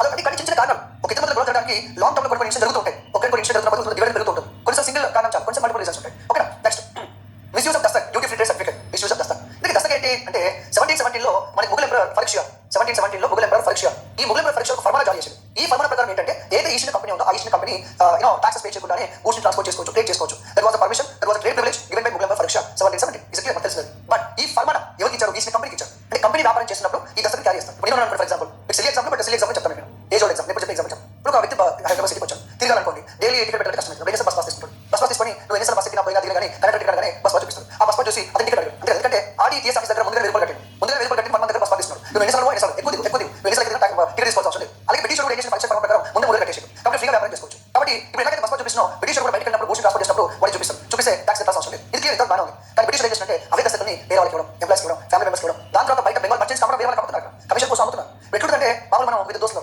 రూమ్ రాగానే మనం అమ్మాలి అనమాట. మా నేను బస్ స్టాండ్ పోతున్నా, ఎందుకు అంటే ఆర్టీసీ బస్ పాస్ తీసుకుంటాం. బస్ పాస్ తీసుకుంటావా? ఓకే, ఎంత 1500. అది 1500 బస్ పాస్ తీసుకుంటావు, ఎందుకు పైసలు చేస్తావు? మనం బస్ పాస్ తీసుకొని వాడు నీ బస్ పాస్ నాకే చేస్తారు. నీ బస్ పాస్ నీ ఫోటో ఉంటుంది, నా బస్ పాస్ నా ఫోటో ఉంటుంది కదా. ఫోటో కూడా చేస్తా అంటే మనకు తెలిసింది కదా, చాలా బస్ పాస్లో ఆధార్ కార్డులో ఎవరి ఫోటో ఎట్లా తెలియదు, ఆల్మోస్ట్ సేమ్స్ ఉంటాయి, కొన్ని దారుణంగా ఉంటాయి అనమాట. అంతే కదా. రైట్, నా ఆధార్ కార్డు ఫోటో స్క్రీన్ పెట్టుకుని చచ్చిపోతాం, అంత ఘోరంగా ఆధార్ కార్డు ఫోటో. మామూలుగా బ్లాక్ ఉంటాం, దాంట్లో ఆఫ్రికా మించి అంత మించిన ఫోటో అనమాట. అప్పుడు మన జీతం చెప్తుంటే నా ఫోటో నేను వస్తుంటాం, అట్లా ఆధార్. సరే, ఇవన్నీ పక్కన పెడితే మన దోస్తు ఏమంటే బస్ పాస్ తీసుకోమా అంటారు. ఇప్పుడు ఏం చేస్తా, బస్ పాస్ తీసుకోవచ్చు, బస్ పాస్ తీసుకోకుండా మా దోస్తు బస్ పాస్ తీసుకొని బస్ ఎక్కుతాం, ఫోటో ఆల్మోస్ట్ సేమ్ ఉంటుంది కాబట్టి. ఇప్పుడు ఏమని చెప్పండి, ఎవరికి నష్టమని చెప్పండి. మా ఫ్రెండ్ బస్ పాస్ నేను తీసుకొని బస్ తిరుగుతున్నా, మా ఫ్రెండ్ బస్ పాస్ వాడడం వల్ల నేను బస్ టికెట్ తీసుకోలేదు, బస్ పాస్ కూడా తీసుకోలేదు. అంటే ఇప్పుడు ఆర్టీసీ నష్టమే కదా, ఆర్టీసీ నష్టమే కదా. మా ఫ్రెండ్ బస్ పాస్ పట్టుకుని తిరుగుతున్నా, 1500 రూపాయలు నష్టం, ఆర్టీసీ టికెట్ తీసుకుని టికెట్ బస్ వచ్చింది. ఇలాంటి ఏమైంది, గవర్నమెంట్ నష్టమే కదా. అలాగే ఈ బెంగాల్లో కూడా చాలా మంది ఈ యొక్క దస్తక్స్ ఏవైతే ఉన్నాయో బ్రిటిష్ కంపెనీ వాళ్ళు వేరే వాళ్ళ కమిషన్ అమ్ముకోవడం, అలాగే ఎంప్లాయీస్ కి ఫ్యామిలీ మెంబర్స్ ద్వారా ఆంటీ బ్రిటిష్ ట్యాక్స్ కట్టలేదు, ఇప్పుడు వీళ్ళు ట్యాక్స్ కట్టలేదు. అంతే కదా. ఇప్పుడు మా దోస్తు బస్ పాస్ తీసుకున్నాడు, ఆ బస్ పాస్ నేను మాట్లాడుతున్నాను, నేను కట్టలేదు, ఇంకేమో. సో ఇక్కడ అందుకని గవర్నమెంట్ లాస్ వస్తుంది, అది ఒక రీజన్ అనమాట. So misuse of Dastak different certificate అనమాట. దాని తర్వాత సిరాజుద్దౌలా వార్నింగ్ ఇచ్చారు, ఎవరికి? ఫ్రెంచ్ వాళ్ళకి, బ్రిటిష్ వాళ్ళకి. ఏంటో వార్నింగ్ అంటే, my dear British stop fortification, my dear French stop fortification. మీరు కోటలు కట్టడం మానండి. ఇది కోటలు ఎందుకు కడతారు? ఫోర్ట్ అంటారు. ఫోర్టిఫికేషన్ అంటే పెద్ద గోడ కట్టి కోట కడతారు. ఇది కోటలు ఎందుకు కడతారు? ఆ కోటలు ఎందుకు కడతారు? మామూలుగా రాళ్ళు చాలా మంది గోల్కొండ కోటను, ఆ కోటను, ఈ కోటను, అది పెద్ద కోట, మళ్ళీ మస్తు కోట ఉంటాయి. కోట కట్టాల్సిన అవసరం ఉంది, కోట కట్టుకో, నాకు ప్రాబ్లం లేదు.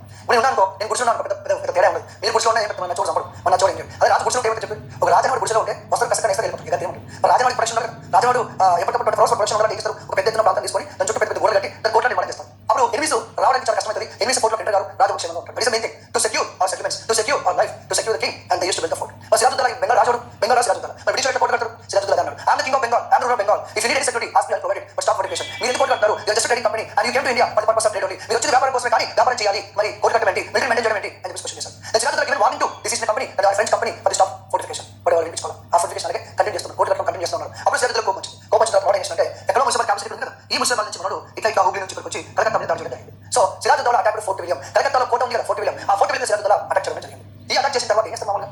సో 16 జూన్ 1756 స్టార్ట్ చేశాడు. దాని తర్వాత ఈ యొక్క ఫోర్ట్ విలియం అటాక్ చేసిన తర్వాత ఏం చేస్తారు? అక్కడ ఉన్న వార్నింగ్ కానీ, అక్కడ ఉన్న బెంగాల్ గవర్నర్ రోజర్ రేగ్ కానీ వాళ్ళు పారిపోయారు కొంతమంది కోర్టులో ఉన్నారు. సో టేక్ ఎగ్జాంపుల్, ఇది ఫోర్ట్ అనుకోండి. ఫర్ ఎగ్జాంపుల్, ఈ ఫోర్ట్లో సిరాజుద్దౌలా ఎంటర్ అయిపోయిన తర్వాత ఇక్కడ ఉన్న అంతమంది ఉన్న వార్నింగ్ రోజర్ పారిపోయారు, బయటకి వెళ్ళిపోయారు. ఇక్కడ కొంతమంది నుంచి ఎందుకు కొంతమంది నుంచి అంటే, అది ఇంకా మేము ప్యాలెస్లో మామూలు ఫైట్ చేసిన బిల్లు ఇవ్వాలి, అందుకని చెప్పి కొంతమంది ఇక్కడ వచ్చి వెళ్ళిపోయారు. అది సిరాజుద్దౌలా ఆర్మీ ఫోర్ట్లో ఎంటర్ ఎవరైతే మంది ఉన్నారో అరెస్ట్ చేశారు. ఎవరు అరెస్ట్ చేస్తారు కదా, శత్రువులు వచ్చి ఏం చేస్తాం, ఇటు పూజ చేస్తాం, బియ్యం పెట్టి తాగిస్తాం, శత్రువులు తెగేస్తే తీసుకుని పెడతారు. అలా ఎవరైతే 146 మెంబర్స్ ఉన్నారో ఈ 146 మెంబర్స్ తీసుకెళ్లి చిన్న గదిలో బంధించారు. It is very small room, ఒక చిన్న గది, దాన్ని బ్లాక్ హోల్ అంటారు, చీకటి గది అనమాట, వెళ్తూ ఉండదు, వెంటిలేషన్ సరిగా ఉండదు. ఓకే, సో ఇక్కడ ఈ సిరాజుద్దౌలా ఈ ఫోర్ట్ ఎంటర్ అయిన తర్వాత 146 మెంబర్స్ అరెస్ట్ చేసి ఒక చిన్న చీకటి గదిలో బంధించారు. It is very narrow, which is not having proper ventilation. Okay, and these 146 members kept in the room almost whole one day. బయట మొత్తం ఒక రూమ్ లో వచ్చేసి వెళ్ళిపోయారు. నెక్స్ట్ కొంతమంది వెనక నుంచి వచ్చి ఆ గది ఓపెన్ చేస్తే అవుట్ ఆఫ్ 146 123 పీపుల్ డైడ్. 123 మంది చచ్చిపోయారు. అంటే ఒక చిన్న పార్ట్ రూమ్ లో 146 మంది బంధిస్తే నెక్స్ట్ డే వచ్చారు, డోర్ ఓపెన్ చేస్తే 123 మంది చచ్చిపోయారు. Only 23 members. And this incident is known as black hole tragedy. దీని ఏమంటారు? చీకటి గది ఉదంతము అంటారు. So date is important, the situation is important. అడుగుతారంటే ఖచ్చితంగా అడుగుతాం. ఎందుకంటే what is black hole tragedy అడగచ్చు, ఏ డేట్ జరిగిన అడగచ్చు, 4 అంశాల నుంచి ప్రొడక్ట్ ఆర్డర్ పెట్టి ఈ బ్లాక్ హోల్ ట్రాజడీ ఇస్తాం, డేట్ టు టైం అని గుర్తుపెట్టుకోండి. So this is known as black hole tragedy. ఈ ఇన్ఫర్మేషన్ మనకి ఎవరిచ్చారంటే, there was a person called Hallwell. Hallwell is a person, one of the president, and he was given information to us. దాంతో పాటు ఇతర information తీసుకొని దాన్ని బట్టి మనకు తెలిసింది. But so many people strongly believe that this incident may be not happen. It is not happen. అంటే maybe కొంతమంది బంధించవచ్చు, they want use a propaganda. అంటే సిరాజుద్దౌలా డిఫెమ్ చేయడానికి ఒక ప్రాపగాండా ప్రకారం స్టోరీ క్రియేట్ చేసి చెప్పి కొంతమంది స్టోరీస్ అంటారు. హిస్టరీలో ఒక పెద్ద ప్రాబ్లం ఏంటంటే సమ్ టైం కొన్ని సంఘటనలు జరిగి ఉండొచ్చు, జరగకపోయినచ్చు, మేబీ మే నాట్. అందుకే మనం అప్పుడు నేను చెప్తాను, ఇలా అయి ఉండొచ్చు, జరిగి ఉండొచ్చు పదం వాడతాం. జరిగి ఉండొచ్చు అంటే మేబీ మే నాట్. ఓకేనా? So this is what one of the important incident and it's happening in Bengal at the point of time, black hole tragedy. Let us see the images for the representation purpose. Just imagine మీరు image చేసుకోవడం ఎంత చిన్న గుళ్ళు అంతమంది ఒకసారి పెట్టిస్తే ఎంత problem అవుతుంది. So this is what famous black hole tragedy. Example ఏమంటారు, డేట్ అడుగుతాడు, దాంతో పాటు బ్లాక్ హోల్ ట్రాజడీకి సంబంధించి ఇన్ఫర్మేషన్ ఇచ్చింది ఎవరు అంటే మనకి హాల్వెల్ అని చెప్పొచ్చు. Okay, right. సో ఇక్కడ వచ్చి మనం 16 జూన్ ఫోర్ట్ విలియం మీద సిరాజుద్దౌలా అటాక్ చేశాడు. దాని తర్వాత బ్లాక్ హోల్ ట్రాజడీ జరిగింది. After black hole tragedy Sirajuddaulah usually తెలుసు కొంతమంది రాజువార్ణ, బైనస్వార్ణ, చిన్నవార్ణ కానీ కొన్ని ప్రాంతాల పేర్లు మారుస్తూ ఉంటారు. Use to change the name of the places. Even Sirajuddaulah also change the name of the city. కలకత్తాని అలీనగర్ మార్చారు. ఏం మార్చారు? అలీనగర్ మార్చారు. So Calcutta city now called as Alinagar. It is called Alinagar. Calcutta under control of home Sirajuddaulah for some months. కొన్ని months పాటు Calcutta Siraj-ud-Daulah control ఆక్రమించారు కదా. Fort William Calcutta కదా ఉంది, అక్కడ అలీనగర్ మార్చేసాడు. ఒక పర్సన్ ని అపాయింట్ చేశాడు, అడ్మిషన్ జరబాబు అని చెప్పి అపాయింట్ చేసి సిరాజుద్దౌలా మళ్ళీ ముస్లిం వరకు వెళ్ళడం జరిగింది. ఓకే, నెక్స్ట్ ఇదంతా ఎప్పుడు జరిగింది? 1756 లో చెప్పండి. ఇప్పుడు చెప్పిన 1756 లో ఈ మిస్యూజ్ ఆఫ్ దస్తక్ చేయడం కానీ, ఫోర్ట్ విలియం అటాక్ చేయడం కానీ, ఈ కలకత్తా సిటీ పేరు మార్చడం కానీ, బ్లాక్ హోల్ ట్రాజడీ కానీ ఇవన్నీ జరిగింది 1756 లో. Now enter into 1757. Robert Clive ఊరుకుంటారా? ఊరుకుంటారు. వాళ్ళ ఇంపార్టెంట్ కలకత్తా సిటీని ఆక్రమించుకోవడం కాకుండా దాని పేరు మార్చి 123 అని చెప్పిన తర్వాత రాబర్ట్ క్లైవ్ బ్రిటిష్ సైనికులు ఇంట్లో కూర్చొని ముచ్చట పెట్టుకుని మాత్రం డోరేస్ పడేస్తారా? ఏమేం తీసుకోవాలి కదా, కలకత్తా మళ్ళీ క్యాప్చర్ చేయాలి కదా. అందుకని చెప్పి జనవరి 1757 లో మన బ్రిటిష్ సంబంధించిన కెప్టెన్ కుక్ అనే వ్యక్తి అంటే ఫస్ట్ హుబ్లీ మీద దాడి చేశారు. దాని తర్వాత మళ్ళీ కలకత్తా మీద దాడి చేశారు. అది రీక్యాప్చర్ కోసం మళ్ళీ బ్రిటిష్ వాళ్ళు కలకత్తా ఆక్రమించుకోవడానికి కలకత్తా మీద దాడి చేయడం జరిగింది. At this point of time Siraj-ud-Daulah was defected. Siraj-ud-Daulah ఓడిపోవడం జరిగింది. 700 మంది ఆర్మీ పంపిస్తారు అని చెప్పేసి ఇక్కడ సిరాజుద్దౌలాని రాబర్ట్ క్లైవ్ దగ్గరికి ఓడించారంటే రకరకాలుగా వేసి గుర్తుపెట్టుకోండి. ఒక యుద్ధాన్ని రోజు మొత్తం చెప్పొచ్చు, ఒక యుద్ధాన్ని 10 గంటలు చెప్పొచ్చు, స్టోరీ మొత్తం చెప్తుంది జరిగింది, మొత్తం జరిగింది. కానీ ప్రతి యుద్ధం డీటెయిల్స్ అవసరం లేదు. ఎగ్జామ్ అవ్వరు, మన యుద్ధం పేజ్ చేయాలి. అంటే ఎగ్జామ్ అంటే చెప్తాను కాబట్టి ఇక్కడ ఏం ఒక ఇన్సిడెంట్ ఏంటంటే రాబర్ట్ క్లైవ్ సిరాజుద్దౌలా ఓడించడానికి ప్లాన్ చేసి యూజువల్లీ ఎక్కడ జరుగుతుంది? సన్ రైజ్, సన్సెట్, సూర్యోదయం నుంచి సూర్యాస్తమయం జరుగుతుంది కదా. ఈ సన్ రైజ్ సన్సెట్ మధ్య యుద్ధం చేస్తారు, ఎన్ని కూడా చేస్తారు కదా, చీకటి యుద్ధం చేస్తారు. కాబట్టి అట్లా పెట్టుకుని రాబర్ట్ క్లైవ్ చేసిన తెలియదు, ఎర్లీ మార్నింగ్ అటాక్ చేశారు. మంచి గాడిలో నిర్మానుష్యంగా ఉంది, ప్రశాంతంగా ఉంది, గురక తప్ప ఇంకేం అవుతుంది. అలాంటి ఎర్లీ మార్నింగ్ టైంలో సిరాజుద్దౌలా మీద రాబర్ట్ కిలో అటాక్ చేశాడు. ఇంకేమన్నా కదా అంత ఎర్లీ మార్నింగ్ వాడు యుద్ధం వస్తుంది ఉంటా నువ్వు అక్కడ జరుగుతుంది తెలిసినప్పుడు చచ్చిపోతావు. అలా జరుగుతుంది situation. So that is what happen. అలా సిరాజ్ ఓడిపోవడం జరిగింది. ఓడిన సిరాజ్ ఏం చేస్తే ఒక ట్రీట్ కూర్చున్నాం దగ్గర గెలిచిన ఏం చెప్తే ఓడిన తినాల్సి వస్తుంది. అందుకని ఒక ట్రీట్ కూర్చున్నారు. దాని ఏమంటే ట్రీటీ ఆఫ్ ఆల్ నగర్ అంటారు. ఏమంటారు? ట్రీటీ ఆఫ్ ఆల్ నగర్ అంటారు. సో ఈ డేట్ పక్కన పెట్టండి. జస్ట్ రిమెంబర్ దట్ February 1757 ఆ డేట్ అంటే టైం మిస్టేక్ తర్వాత చెప్తాను. February 1757 treaty of all Nagar. ఈ ట్రీటీ కూర్చున్నారు. మరి ఏం సార్ ట్రీటీలో ఏముంది? నేను నోట్స్ చేస్తాను ఈ ఒక టాపిక్ సంబంధించి మరి ప్రతి టాపిక్ ఎక్స్ప్లెయిన్ చేయండి. ఒక ట్రీటీ ఆఫ్ ఆల్ నగర్. ఈ ట్రీటీ ఆఫ్ ఆల్ నగర్ ఏంటంటే the British will continue it's fortification. British will continue it's fortification అంటే బ్రిటిష్ వాళ్ళు కోర్టు కట్టుకుంటారు. నేను కోర్టు వేసుకో ఇది ఎవరు ప్రజలు ఎందుకు ఓడిపోయిన తెలిసిన తినాలి తప్పదు వేరే ఆప్షన్ లేదు. సో బ్రిటిష్ వాళ్ళు కోర్టు కట్టుకుంటారు. అది రెండోది బ్రిటిష్ కెన్ మింట్ కాయిన్స్ సొంత వాళ్ళ నాణ్యాలు ఇక్కడ నుంచి బెంగాల్ వదిలించుకోవచ్చు. Number 3 they will enjoy the పరీక్ష ఫార్మానా. పరీక్ష ఫార్మానా ప్రకారం ఏవైతే వాళ్ళకి అధికారాలు వచ్చాయో ఫ్రీ ట్రేడ్ ఏవైతే అధికారాలు వచ్చాయో అవన్నీ కూడా కంటిన్యూ జరుగుతుంది. సో ఈ విధంగా ట్రీటీ ఆఫ్ ఆల్ నగర్ జరిగింది. So treaty of all Nagar పెట్టిన రాబర్ట్ క్లైవ్ అండ్ సిరాజ్ ఎందుకు జరిగింది? రాబర్ట్ క్లైవ్ చేతులు ఓడిపోయి కాబట్టి దాని పాయింట్స్ ఏమున్నాయి? కంటిన్యూషన్ ఆఫ్ ఫోర్టిఫికేషన్ నాణ్యాలు వదిలించుకోవచ్చు. పరీక్ష ఫార్మానా ఏం చేస్తారు? ఎప్పుడు జరిగింది? 70% ఫిబ్రవరి జరిగింది. మరి 70% ఫిబ్రవరిలో ఉన్నాం. ఓకేనా? దీని తర్వాత మరి యుద్ధం ఎందుకు జరిగింది? అయిపోయింది కదా ట్రీట్ అయిపోయింది కదా. మళ్ళీ యుద్ధం జరిగిందంటే యుద్ధం ఎందుకు జరిగింది? ఇప్పుడు ఇండియా పాకిస్తాన్ నాటి 70 యుద్ధం అవుతాయి. It's complete process. కొత్త ఇష్యూస్ జరుగుతూ ఉంటాయి. కొత్త ఇష్యూస్ వస్తూ ఉంటాయి. ఇక్కడ ఏం జరిగింది ఏంటంటే ఒక ఫ్యాక్ట్ ఏంటంటే 7 years వార్. ఏంటది? 7 years వార్. 7 years వార్ గురించి మీకు టాపిక్ వచ్చింది కదా. ఇక్కడ ఇది ముందు వీడియో మనం కర్ణాటక వార్ డిస్కస్ చేస్తాం. కర్ణాటక వార్ మనం థర్డ్ కర్ణాటక వార్ డిస్కస్ చేస్తాం. What is reason for third Karnataka war? That is 7 years war. 7 years war ఎవరి మధ్య జరిగింది సార్ అంటే ఫ్రెంచ్ వాళ్ళకి బ్రిటిష్ వాళ్ళకి జరిగింది 7 years వార్. ఫ్రెంచ్ వాళ్ళకి జరిగింది 7 years war. It was start in North America, Europe, India spread అయిపోయింది. ఆ కర్ణాటక వార్లో భాగంగానే 7 years భాగంగానే ఈ 1757 March we have a person called Robert Clive. ఈ రాబర్ట్ క్లైవ్ అనే పర్సన్ ఏం చేశారంటే చందా నాగోర్ అనే ఫ్రెంచ్ సెటిల్మెంట్ దాడి చేశారు. దాడి చేసిన సిరాజ్ అడిగారు, ఏ సిరాజ్ బ్రో ఏం చేస్తున్నావు? మరి ఏం సంగతి? లేదా ఫ్రెంచ్ సెటిల్మెంట్ దాడి చేస్తున్నావు, నువ్వు మాకు సపోర్టా వాళ్ళకి సపోర్టా న్యూట్రల్ అని రాష్ట్రం. ఈ టైంలో సిరాజ్ ఉద్దౌలా సతమతం అవుతున్నాడు. ఏం చేయాలి అంటే బ్రిటిష్ వాళ్ళతో కలిసిపోవాలి. బ్రిటిష్ వాళ్ళు ఓడించాలి, కలిసిపోవాలి. ఫ్రెంచ్ వాళ్ళతో కలవాలి. మరి ఇట్లా ఏం సంగతి? డైలమాలో సిరాజ్ ఉన్నాడు. At part of Siraj ud Daula decide to take one stand. జీవితంలో మనకి ఏదో చోట ప్రతిసారి అవకాశం వస్తూ ఉంటుంది. కొన్నిసార్లు స్టాండ్ తీసుకోవాలి. కొన్నిసార్లు కన్విజన్ ఉంటుంది. ఏ డిసిషన్ తీసుకోవాలి కన్విజన్ ఉంటుంది. అటో ఇటో ఏదో ఒకటి ఒక స్టాండ్ ఖచ్చితంగా తీసుకోవాలి. కానీ చాలా స్టాండ్ తీసుకునే ఎదురు ఛాన్స్ లేదు. ఎందుకంటే ఆ స్టాండ్ తీసుకునే ఛాన్స్ భయపడి అలా బాగా ఆలోచించి ఎక్కువ టూ మచ్ ఆలోచించి స్టాండ్ తీసుకోవాలి. లేదా స్టాండ్ తీసుకున్నాడు. అదేంటంటే ఫ్రెంచ్ వాళ్ళతో కలిసి తీసుకోవడం జరిగింది. ఇంకోటి ఏంటంటే ఇక్కడ చంద్రబాబు గారు చెప్పారు కదా, ఇప్పుడు ఇక్కడ ఏంటి మన కలకత్తా ఉండండి. ఈ కలకత్తా నుంచి చంద్రబాబు వెళ్ళారు, దాడి చేశారు. ఇక్కడ ఫ్రెంచ్ వాళ్ళు ఓడించారు. ఫ్రెంచ్ వాళ్ళు పారిపోయారు. ఇక్కడ ముస్లిం నుంచి సిరాజ్ ఆర్మీ వస్తుంది, ప్లాస్టిక్ వచ్చింది. ఇక్కడ నుంచి బ్రిటిష్ ఆర్మీ ఇక్కడ ప్లాస్టిక్ వచ్చింది. ఇక్కడ జరిగింది plastic. So battle of plastic అంటారు. అదే పలాసి అంటారు. అంటే ఇక్కడ ఏం చెప్తాను 1757లో మార్చి జరిగిన సంగతి. మార్చి, ఏప్రిల్, మే, జూన్ అంత గ్యాప్ ఎందుకు వచ్చిందంటే అది మన మోడర్న్ టైం. అవి ఆ రోజులో వాట్సాప్ ఉందా, యూట్యూబ్ ఉందా, కమ్యూనికేషన్ ఉందా? ఈ ఊరు నుంచి పక్కన ఇన్ఫర్మేషన్ రావాలంటే ఈ నుంచి ఓవరాల్ ఆ నుంచి రావాలి. దానికి మనకు టైం పడుతుంది. మరి ఆ రోజులో యుద్ధాలైన ఇన్ఫర్మేషన్ అంతా ఎక్కువ టైం తీసుకుంటాం. సో మార్చిలో అలా జరిగిందా? నెక్స్ట్ యుద్ధం అనేది ప్లాస్ వరకు వెళ్ళింది. ఆ ప్లాస్లోనే 1757 జూన్ 23 యుద్ధం జరిగింది. అంటే రాబర్ట్ వాడి కలకత్తా అంతమంది ఆక్రమించారు. జూన్లో జనవరి కలకత్తా ఆక్రమించారు. మార్చిలో చంద్రబాబు దాడి చేశారు. తర్వాత ఊపిరి ఆక్రమించారు. తర్వాత ముస్లిం వస్తున్నారు. ఇదే టైంలో సిరాజ్ ముస్లిం నుంచి ప్లాస్టిక్ ఆరంభించారు. సో ఇలా మనకి ఇప్పుడు బ్యాటిల్ ఆఫ్ ప్లాస్ అనేది స్టార్ట్ అయింది. ఓకే, అసలు ఏం జరిగిందో చూద్దాం. సో ఒకసారి మనకి ఇప్పుడు 1757 మార్చి జరిగింది కదా, మనకి జూన్ యుద్ధం జరిగింది, ప్లాస్లో యుద్ధం జరిగింది. ఆ ప్లేస్ వచ్చేసి పలాసి అంటారు. ఆ పలాసిలో మన బ్రిటిష్ ఫోర్సెస్ ఎలా ఫైట్ చేసి చూద్దాం. So this is battle ground. ఇది మనకి ముషిదాబాద్ కింద ఉన్న పలాసి ప్రాంతం, చిన్న ప్రాంతం, ఒక ఏరియా. సో దీంట్లో వైపు వచ్చేసి మనకి బ్రిటిష్ ఈస్ట్ కంపెనీ, ఒకవైపు వచ్చేసి మనకి British East company Robert Clive సంబంధించిన army. Some people say 2000, some people say 3005. whatever maybe, this is Robert Clive and British army. And ఇక్కడ వచ్చేసి మనకి సిరాజ్ ఉద్దౌలా సంబంధించిన ఆర్మీ ఒకవైపు, అండ్ వేరే Sirajuddaulah obviously beyond army. రాజు ఎప్పుడు కట్టబట్టుకుని ముందు యుద్ధం నడిపించారు. రాజు యుద్ధం చేస్తే మరి రాజు ఫస్ట్ చచ్చిపోతారు. కాబట్టి రాజు ఏం చేస్తాడు? సైన్యం ముందు నడిపించి వెనకాల ఉంటాడు. ఇంకా డైరెక్షన్ చేస్తారు, టెంట్లో కూర్చొని డైరెక్షన్ చేస్తారు. అలా సిరాజ్ ఉద్దౌలా బ్యాటిల్ ఫీల్డ్లో ఉన్నాడు. తన ఆర్మీ తీసుకొని వచ్చాడు. దాంతోపాటు వీళ్ళకి సపోర్ట్గా మనకి ఫ్రెంచ్ వాళ్ళు వచ్చారు. ఆల్మోస్ట్ 68 మెంబర్స్ మన ఫ్రెంచ్ వాళ్ళు వచ్చారు. అంటే ఇటువైపు బ్రిటిష్ వాళ్ళు, ఇటువైపు వచ్చేసి మనకి సిరాజ్ ఉద్దౌలా ఆర్మీ, సిరాజ్ ఉద్దౌలా, దాంతోపాటు ఫ్రెంచ్ వాళ్ళు. దెన్ వాట్ అదర్ పీపుల్స్ అంటే ఇంకొంతమంది ఉన్నారు. మనకి మీర్ మదన్ ఉన్నారు, మీర్ మదన్ ఉన్నాడు, మోహన్ లాల్ ఉన్నారు, తర్వాత మీర్ జాఫర్ ఉన్నారు, చాలా మంది ఉన్నారు. కానీ మీర్ జాఫర్ ఎక్కడ మరి మీర్ జాఫర్ మైదానం లేడు, వేరే దగ్గర ఉన్నారు. ఇక్కడ ఏమైందంటే సిరాజ్ ఉద్దౌలా తన ఆర్మీ గ్రౌండ్కి వచ్చారు. కానీ మిగతా వాళ్ళు మీర్ జాఫర్ కొంతమంది ఎవరైతే ఆర్మీ ఉన్నారో వాళ్ళు ఏక గ్రౌండ్కి వచ్చి బ్యాటిల్ ఫీల్డ్కి వచ్చి ఏంటి యుద్ధం అనేది చేయలేదు. కేవలం షాప్ మాత్రమే ఉంది. ఆర్మీ ఉందంటుంది కానీ వాళ్ళు యుద్ధం చేయలేదు. కానీ యాక్చువల్ యుద్ధంలో పాల్గొనేది ఎవరు? సిరాజ్ ఉద్దౌలాతో పాటు ఆర్మీ, మీర్ మదన్ లాంటి వ్యక్తులు. అలాగే ఫ్రెంచ్ వాళ్ళు ఆడతారు. ఇంకా మార్నింగ్ అందరూ గ్రౌండ్కి వచ్చారు. ఎవరు ప్రిపరేషన్ వాళ్ళు మరి యుద్ధం ఎవరు స్టార్ట్ చేయాలని చెప్పేసి ఫస్ట్ ఫ్రెంచ్ వాళ్ళు ఫైట్ స్టార్ట్ చేశారు. అలా ఫస్ట్ ఫ్రెంచ్ వాళ్ళు ఫైట్ స్టార్ట్ చేసిన తర్వాత బ్రిటిష్ వాళ్ళు ఫైట్ స్టార్ట్ చేశారు. లైక్ ఎర్లీ మార్నింగ్ మనకి యుద్ధం స్టార్ట్ అయిపోయింది. ఇటు ఎంతో కొంత క్యాజువాలిటీస్, ఈ రిజల్ట్ ఏం రావట్లేదు. ఇలా ఒక నుంచి ఒక ఫైట్ జరగడం, దాని తర్వాత మళ్ళీ సిరాజ్ ఆర్మీ స్టార్ట్ చేయడం, వీళ్ళు ఫైట్ చేయడం. So something war is going on continuously. ఎప్పుడు జరుగుతుంది? పలాసి అనే ప్రాంతంలో 23 జూన్ మార్నింగ్ స్టార్ట్ అయింది. So the war is going on.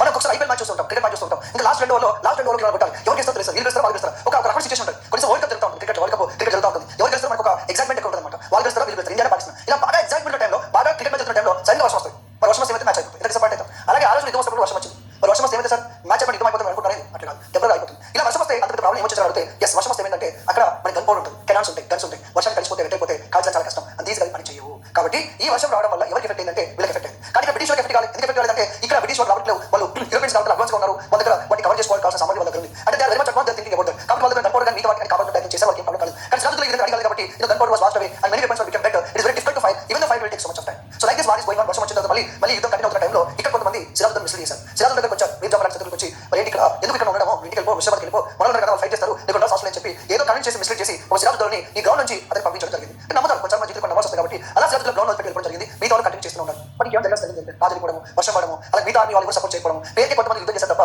మిగతా ఎవరు యుద్ధం ప్రాక్టికల్గా చేయలేదు. సిరాజ్ ఉద్దౌలా అక్కడ నుంచి వెళ్ళిపోతున్నారు. అడిగించడం జరిగింది. అలా సిరాజ్ ఉద్దౌలా ఎక్కడ ముషాబాద్ వెళ్ళిపోయాడు. వన్స్ సిరాజ్ ముషాబాద్ వెళ్ళిన తర్వాత డిస్కస్ మినిస్టర్స్ అది యుద్ధం జరుగుతుంది. మరి 8% కొంతమంది మనం గెలుస్తాం, మరి మళ్ళీ వెళ్దాం, మళ్ళీ ఫైట్ చేస్తాం. కొంతమంది లేదు సార్ ఇట్లా ఓడిపోతాం కాదు, ఇక్కడ పాల్పడం కొంతమంది. So finally Sirajuddaulah realise whatever happen here అని రిలైజ్ అయిపోయి మున్సిపల్ నుంచి తను వెళ్ళిపోవడం జరిగింది. అలా వెళ్ళిపోయిన షెల్టర్ తీసుకున్నప్పుడు ఆయన ఎక్కడ షెల్టర్ తీసుకున్నారో వాళ్ళు ఈ మీర్ జాఫర్కి దాంతో పాటు సోదరులకి ఇన్ఫర్మేషన్ ఇస్తే సిరాజుద్దౌలా దొరకబట్టి చెప్పడం జరిగింది. So 23rd June 1757 in the Battle of Plassey, Sirajuddaula was defeated. Sirajuddaula not defeated, was executed. And this is a battle which changed the history of India and changed the history of British East India Company. మరి అనుకోవచ్చు sir Siraj-ud-Daulah అంత పెద్ద బెంగాల్ నవాబు కదా, అంత army ఉంటుంది కదా, మరి అంత ఆర్మీ ఉన్నప్పుడు అంత పెద్ద నవాబు అయినప్పుడు ఒక బ్రిటిష్ చేతిలో ఎలా ఓడిపోయాడు? ఎందుకంటే ఓడిపోవడానికి కారణాలు చాలా ఉన్నాయి. ఆ కారణాలు మనకి ఇంపార్టెంట్ ఫ్యాక్టర్ ఏంటంటే ఎవరైతే సిరాజుతో పాటు ఉన్నారో మీర్ జాఫర్ కానీ రాయ్ దుర్లభ్ కానీ కొంతమంది ఆయనకు సపోర్ట్ చేయలేదు, అంటే బిడ్డలు చేశారు, కాన్ఫరెన్స్ చేశారు, కుట్ర చేశారు, మోసం చేశారు. వాళ్ళ యుద్ధం వాళ్ళ దగ్గర సైన్యం ఉన్న 15,000 మంది సైన్యం కూడా వాళ్ళు షో ఆఫ్ రెసిస్టెన్స్ అంటారు, ఏదో ఆర్మీ తీసుకొచ్చారు కానీ యాక్చువల్గా ఎవరు యుద్ధంలో పాల్గొంటారు. That is what happen. Okay right. అలాగే సిరాజుద్దౌలా ఇంకో భయం కూడా ఉంది. ఆ భయం వల్ల పూర్తి ఆర్మీ కొంత ఆర్మీకి రావాల్సింది లేట్ అయింది, ఇంకొంత ఆర్మీని ఇక్కడ పూర్తి తీసుకోలేకపోయారు. అది ఇంకా ఎక్స్ప్లెయిన్ చేస్తాను. So this is the battle of Plassey where Sirajuddaulah was defeated by Robert Clive. Okay, ఎందుకు సిరాజుద్దౌలా ఓడిపోయారు అంత పెద్ద నవాబు అయినా కూడా అంటే very simple thing, fear of Durrani invasion and Maratha. Fear of Durrani invasion Maratha అంటే ఏం లేదంటే ఇప్పుడు మనకి బెంగాల్ ఉంది, ఇక్కడ బెంగాల్ ఉంది, అంతమంది మరాఠాస్ ఎక్కువ ఇన్వైట్ చేస్తుండేవారు. మీకు ఆలివర్ది గురించి చెప్పాను. ఆలివర్ది ఖాన్ టైంలో ఏం జరిగింది? బ్యాటిల్ ఆఫ్ బుద్వాన్ జరిగింది. బుద్వాన్ జరిగిన తర్వాత ఆలివర్ది ఖాన్ ట్యాక్స్ పేరు ఒప్పుకున్నారు. వీళ్ళు ఒరిస్సా కొంత ప్రాంతం కోల్పోయారు. The lost of parts of Orissa during Alivardi Khan to Marathas. Is what happen. Orissa కొంత ప్రాంతం కోల్పోవాల్సి వచ్చింది. మరాఠా సెటిల్మెంట్ చేస్తారని చెప్పి ఏమయ్యారు? అంతమంది నార్త్ వెస్ట్ పార్ట్ ఆఫ్ ఇండియాలో నాదిర్ షా, అమర్ షా, అబ్దుల్ చెప్పి చాలా మంది ఇన్వైట్ చేస్తున్నారు. సో సిరాజుద్దౌలా భయం ఏంటంటే ఇటు నుంచి ఇన్వైట్ చేస్తాం, ఇటు భయం, మరాఠా వస్తారు, ఇటు భయం, అలాగే బ్రిటిష్ భయం. ఈ మూడు భయం పెట్టుకుని మనడు ఆర్మీని ఒక చోట పెట్టలేకపోయాడు. డిస్ట్రిబ్యూట్ చేస్తారు ఆర్మీని, ఇది డిఫెన్స్ చేసుకోవాలి, డిఫెన్స్ చేసుకోవాలి, పూర్తిగా ఆర్మీ చేసుకోలేకపోయాడు. అది అవసరం. యంగ్ పర్సన్ అయిపోతుంది, 3 years 4 years young person, aggressiveness ఉంటుంది, ప్యాషన్ ఉంటుంది, ఇంట్రెస్ట్ ఉంటుంది, కానీ ఎక్స్పీరియన్స్ అనేది లేదన్నమాట. ఇలా సిరాజుద్దౌలా ఇదో కారణం అయితే మీరు చెప్పండి, వాళ్ళు కుట్ర మీర్ జాఫర్ రాయ్ దుర్లభ్. ఇలా ఈ కుట్ర జరిగింది బ్యాటిల్ ఆఫ్ ప్లాసీ ముందు జరిగింది. కొన్నిసార్లు చెప్తుంటారు the battle of Plassey is decided in advance. ఈ యుద్ధం ముందు డిసైడ్ అయింది అంటారు, కొంతమంది యుద్ధం జరగలేదు అంటారు. ముందు డిసైడ్ అంటే ముందుగానే తెలుసు రాబర్ట్ క్లైవ్ చదివేవారు. రాబర్ట్ క్లైవ్ ముందుగానే ఈ సిరాజుద్దౌలా ప్యాలెస్ ఎవరు ఉన్నారు ఏంటి అనుకుంటే మీర్ జాఫర్ వ్యక్తికి ఇష్టమని తెలిస్తే మీర్ జాఫర్ కలిసి ముందు దగ్గర కూర్చున్నారు. మీర్ జాఫర్ నీ చేతిలో కూడా నాశనం అంటే సెలెక్ట్ సిరాజుద్దౌలా అది ఓడిద్దాం. అది ఓడి సేమ్ అంటే నేను నెక్స్ట్ నవాబు అవుతాం. ఎవరు నవాబు అవుతారు? మీర్ జాఫర్ నవాబు అవుతాం. ఇప్పుడు మీర్ జాఫర్ రాబర్ట్ క్లైవ్ సపోర్ట్ చేసిండు అంటే సిరాజుద్దౌలా తొలగించి నవాబు ఆయన కోరిక. మరి సిరాజుద్దౌలా చంపేస్తే, ఓడించి చంపేస్తే Robert Clive benefit, Robert Clive benefit కదా. ఎందుకంటే సిరాజుద్దౌలా వినట్లేదు, అంటే వాళ్ళు ఫ్రీగా చేయలేకపోతారు, కోర్టులో ఎక్కువ మంది ఆపుతున్నారు, దాడి చేస్తారు, యుద్ధం చేస్తారు. మరి అలాంటి నవాబుగా ఉంటే బ్రిటిష్ పట్టు కదా, అందుకే సిరాజుద్దౌలా చెప్పారు. So this is how both I have some agreement before the battle of కుట్ర చేశారు. కుట్ర చేసి సిరాజుద్దౌలాని ఓడించారు. Then final what happen after battle of Plassey? Simple. ఈ battle of Plassey, this battle of Plassey let the foundation of British rule in India. Battle of Plassey let the foundation of British rule in India. So British వారి యొక్క పరిపాలనకి, అధికారానికి పునాదులు వేసింది ఈ battle of Plassey. And here who let the foundation of British rule in India? Robert Clive. Robert Clive was the person who let the foundation of British India. So ఏ యుద్ధం తర్వాత బ్రిటిష్ ఇండియాలో బాగా వేశారు బ్యాటిల్ ఆఫ్ ప్లాసీ ఎవరి వల్ల జరిగిందంటే Robert Clive జరిగింది. ఇంత మైండ్ గేమ్ అనమాట రాబర్ట్ క్లైవ్ వచ్చేసి. సో దీని తర్వాత మరి ఏం జరిగింది? Here this one of the image, ఒక పెయింటింగ్ అనమాట. ఈయన రాబర్ట్ క్లైవ్, ఈయన వచ్చేసి మీర్ జాఫర్. ఇంకా ఇద్దరు కలిసి కుట్ర చేశారు కదా, లాస్ట్ ఇద్దరు కలిసి ఎవరికి నవాబ్ అండ్ అలాగే ఫ్రీ అయిపోయాడు. ఇందాక నేను బ్యాటిల్ ఆఫ్ ప్లాసీ కారణాలు ఏంటంటే వరుసగా మీకు ఎక్స్ప్రెషన్ చేయాలి కాబట్టి ఎక్స్ప్రెస్ చేసుకుంటాను. ఒకటే కారణం ఎక్స్ప్రెస్ చేస్తాను చూడండి. బ్యాటిల్ ఆఫ్ ప్లాసీ జరిగింది. The British given asylum to enemies of Sirajuddaula and who are expelled by Sirajuddaula. Expelled చేసి misuse of dustard, duty free trade certificate misuse చేశారు. ఎలా misuse చేశారు ఏంటంటే dustard should be issued to only company వ్యాపారం చేసినప్పుడు dustard issue చేయాలి. But the misused by issuing to employees and other families even they sold to Bengal traders also. Second కారణం. మూడో కారణం ఏంటంటే Siraj asked both British and French to stop the fortification but they didn't stop. Court కట్టే ఆల్మని చెప్పాడు కానీ లాగలేదు. అందుకే సిరాజ్ ఏం చేశారు అంటే 16 June 40 బిలియన్ అటాక్ చేయాలి డిసైడ్ అయిపోయారు. అలా హుగ్లీ నుంచి 40 బిలియన్ దాడి చేశారు. దాని తర్వాత మనకి బ్లాక్ అవుట్ రాజు జరిగింది 20 June 1756 లో. ఈ బ్లాక్ అవుట్ రాజు ఏంటో చూద్దాం ఒకసారి. సో ఎప్పుడైతే 40 బిలియన్ అటాక్ చేశారో గవర్నర్ రేగ్ గాని వారన్ హేస్టింగ్ గాని అందరూ కూడా పారిపోయారు. అయితే పారిపోయిన తర్వాత ఆ 40 బిలియన్ అటాక్ చేసినప్పుడు 146 మెంబర్స్ ని అరెస్ట్ చేసి స్మాల్ ప్రెజర్ పెట్టారు. దాని 126 పీపుల్ చనిపోవడం జరిగింది. 126 నంబర్ పొజిషన్ సఫికేషన్ తో చనిపోవడం జరిగింది. This information is given by hallway. Calcutta ఏమని మార్చారు? ఆల్ నగర్ పేరు మార్చడం జరిగింది. ఈ కలకత్తాకి మాణిక్ చంద్ర పర్సన్ ని అడ్మినిస్ట్రేటర్ గా అపాయించడం జరిగింది. ఓకేనా, ఇది కారణాలు. మూడో కారణం. నాలుగో కారణం ఏంటి? Siege of Calcutta, recapture of Calcutta. 1756 లో కలకత్తాని దాడి ఆక్రమించింది సిరాజుద్దౌలా అయితే 1757 జనవరిలో ఈ కలకత్తా మళ్ళీ రీకాప్చర్ చేసేది మన రాబర్ట్ క్లైవ్ అనమాట. సో జాన్ 1757 క్యాప్టెన్ కు attack Hooghly. So Robert Clive defeated Siraj-ud-Daulah complete treaty with Robert Clive. దాన్ని మనం ట్రీటీ ఆఫ్ ఫైనల్ అంటాం. So February 1757 treaty of final జరిగింది. ఈ ట్రీటీ ఆఫ్ ఫైనల్ లో ఏం పాయింట్స్ అంటే British enjoy great privileges as per పరీక్ష ఫార్మా. పరీక్ష ఫార్మా ఏదో దాన్ని వీళ్ళు కంటిన్యూ చేస్తారు, దాని రూల్ ప్రకారం ఫాలో అవుతారు. బ్రిటిష్ కంటిన్యూస్ ఫోర్టిఫికేషన్ కోర్టుల కంటిన్యూ చేస్తారు. బ్రిటిష్ అలర్ట్ 20 పాయింట్స్ బ్రిటిష్ వాళ్ళు ముద్రించుకోవచ్చు. ఇది ట్రీటీ ఆఫ్ ఫైనల్. తర్వాత కాన్స్పిరసీ. అసలు సిరాజుద్దౌలా ఓడిపోవడానికి యుద్ధం జరగడానికి మెయిన్ రీజన్ వచ్చేసి కాన్స్పిరసీ చేసిన కుట్ర. ఎవరంటే మీర్ జాఫర్, అదే మీర్ బక్షి, గద్దరి హింద్ అంటారు, మిలిటరీ కమిటీ ఉన్నాడు, ఆమ్ని చందు, మాణిక్ చందు, యా లతుఫ్ ఖాన్, రాయ్ దుర్లభ్, మీరాను, జగసేట్ అంటే బ్యాంకర్స్ నవాబ్ పంపిస్తుంటారు. వీళ్ళందరూ కుట్ర చేస్తారు అనమాట. ఫర్ ఎగ్జాంపుల్ ఎవరు కుట్ర చేసిన అడగచ్చు, ఎవరు సపోర్ట్ చేసిన అడగచ్చు. దీంట్లో మనకు ఇద్దరు పేరు ఉన్నారండి. మీర్ మదన్ అంటారు, దాంతో పాటు మోహన్ లాల్ అంటారు. ఎవరంటే మీర్ మదన్ అంటే పాపం యుద్ధం చేసినప్పుడు చంపిన వ్యక్తి మీర్ మదన్. మోహన్ లాల్ ఎవరంటే ఇక్కడ దివాన్ అపాయింట్ చేశారు, మంచి మంచి పొజిషన్ ఇచ్చారు సిరాజుద్దౌలా. ఒక హిందూ ఎలాంటి పొజిషన్ ఇవ్వడానికి కొంతమంది జీర్ణించుకుంటారు. వీళ్ళతో గుర్తుంచుకోవాలి, ఎవరు మోసం చేశారు, ఎవరు సపోర్ట్ చేశారు, ఎవరు దివాన్ అపాయింట్ చేశారు, ఎవరు యుద్ధం చేస్తామని చచ్చిపోయారు. ఈ నేమ్స్ కష్టం గుర్తుపెట్టుకోవాలి. లేదా బ్యాంకర్స్ ఎవరు ఉన్నారు అని కూడా అడిగే ఛాన్స్ కష్టంగా ఉంటుంది. ఇది battle of Plassey. So battle of Plassey అందరూ పాల్గొన్నారు. అలాగే ఇల్లు గుర్తుపెట్టుకుంటే చెప్పండి సెయింట్ వేస్ అని చెప్పేసి గుర్తుపెట్టుకోండి. బ్యాటిల్ ఆఫ్ ప్లాసీ తర్వాత ఏం జరిగింది? After battle of Plassey Sirajuddaulah was defeated and killed by డిస్టార్. మీర్ జాఫర్ని నవాబ్ డిక్లేర్ చేయడం జరిగింది. మీర్ జాఫర్ నవాబ్ డిక్లేర్ చేశారు. అలాగే ల్యూకస్ రాఫ్టన్ అనే ఆఫీసర్ని బ్రిటిష్ రెసిడెంట్ అపాయింట్ చేశారు. బ్రిటిష్ వాళ్ళు ఏం చేస్తారంటే ఎవరితో రిలేషన్స్ మెయింటైన్ చేస్తారు వాళ్ళ దగ్గర ఒక రిప్రజెంటేటివ్ ఒక పర్సన్ అపాయింట్ చేస్తారు, అతను బ్రిటిష్ రెసిడెంట్ అంటారు. So example battle of Plassey తర్వాత ఎవరిని బ్రిటిష్ రెసిడెంట్ గా బెంగాల్ అపాయింట్ చేస్తారంటే ల్యూకస్ రాఫ్టన్. Okay right. ఇది బ్యాటిల్ ఆఫ్ ప్లాసీ తర్వాత. మరి బ్యాటిల్ ఆఫ్ ప్లాసీ ఎవరు నవాబ్ చెప్పాను? Mir Jafar. So Mir Jafar became nawab of Bengal 1757 to 1760. ఇప్పుడు క్వశ్చన్ ఏంటంటే బ్రిటిష్ వాడు ఉంటే మీర్ జాఫర్ నవాబ్ చేస్తారా? మీరు అడగచ్చు బ్రిటిష్ వాడు రూల్ చేయించుకోవడం అంటే అంటే బ్రిటిష్ వాడు ఎట్లా అంటే అతని సినిమా లెక్క అనమాట. సినిమా ఎలా ఉంటుంది చెప్పేది అదేదో ఒక కట్టు అలా కొట్టినట్టు గుజ్జం ఎలా ఉంటుంది. బ్రిటిష్ వాడు ఏం చేస్తారంటే వాళ్ళు అప్పుడే వచ్చారు, వ్యాపారం చేస్తారు, చిన్న చిన్న యుద్ధాలు చేస్తారు. ఉద్దేశం ఏంటంటే మనకి ఏం తెలియదు ఇక్కడ కల్చర్ ఇవన్నీ తెలుస్తున్నాయి. ఇక్కడ రూల్ ఎందుకు అంటే లూట్ చేద్దాం, మొత్తం దోచుకుందాం, మనకి అడ్మినిస్ట్రేషన్ ఒక డాల్స్ ఫస్ట్ దోచుకోవడం కదా. మళ్ళీ ఆ లోకల్ రాజు చంపేస్తే దాని ఇష్యూస్ అవుతాయని చెప్పి ఎవరు చంపేవాళ్ళు కాదు. అంతే అదనమాట. సో మీర్ జాఫర్ ఊరికే మరి నవాబ్ అయితే రావట్లేదు కదా, అరే మీర్ జాఫర్ నేను సపోర్ట్ చేస్తున్న రాజు అయినా మనకేం లేదా అందుకని ముందు రాజు కూర్చున్నాను. ఈ ఆర్టికల్ 1.7 రూపీస్ వార్ ఇండిమెంట్. వార్ ఇండిమెంట్ అంటే యుద్ధ నష్ట పరిహారం. మీర్ జాఫర్ 1.7 వార్ crore rupees వాళ్ళు పే చేయాలి. అలాగే 24 పర్గనాస్ ఇప్పుడు ప్రాంతాన్ని ఇచ్చేయాల్సి ఉంటుంది. ఎవరు రీచ్ ఆఫర్. అలాగే దళితులు నిర్ణయం తీసుకోమని దళితులు company officers can do private trade without payment of tax అంటాం. అంటే ఎటువంటి ట్యాక్స్ చెల్లించకుండా రోజు ఇవ్వాలి. ఇది ఏంటంటే మనలో తప్పు. బ్రిటిష్ అంటే ఏమైతే మనలో తప్పు. ఏంటో తప్పు మీన్స్ ఆఫ్ రిజిస్ట్రేషన్ వాడి బెనిఫిట్ కోసం వాడి స్వార్థం కోసం వాళ్ళు అవ్వడానికి సిద్ధం తప్పించదు. ఈ నవాబ్ అయితే ఏం కదా ప్రైవేట్ వాళ్ళు ట్రేడ్ చేసుకోవచ్చు. అందులో కంపెనీ మాత్రమే ట్యాక్స్ వాడు ట్రేడ్ చేసుకోవచ్చు. ప్రైవేట్ వాళ్ళు ట్యాక్స్ కట్టారు. అంటే బ్రిటిష్ వాళ్ళు ట్యాక్స్ వాడు ట్రేడ్ చేస్తారు. వాడు గూడ్స్ కూడా అమ్ముతాడు ట్యాక్స్ కట్టారు. పరిస్థితి లిటరల్లీ వాడు బికమ్ పప్పటి ట్యాక్స్ బ్రిటిష్ పప్పటి కాబట్టి బిస్కెట్ పప్పటి అంటే కీబోర్డ్ అయిపోయాడు. బ్రిటిష్ ఏం తింటుండు ఓ కండిషన్ ఇంటర్ఫేర్ అవుతారు. ప్రసర్ పైసలు ఏం రావి జాఫర్ ఇలాంటి లేకపోతే ఆ రోజు నేను నావిస్ నేను బ్లాక్ మెయిల్ చేస్తాను. పరిస్థితి ఈ was not able to meet the demands of British demands meet అయిపోతారు. ఈ మధ్యస్థమైన పైసలు తేవడం నేను పరిస్థితి Jafar was invited Dutch to fight against British.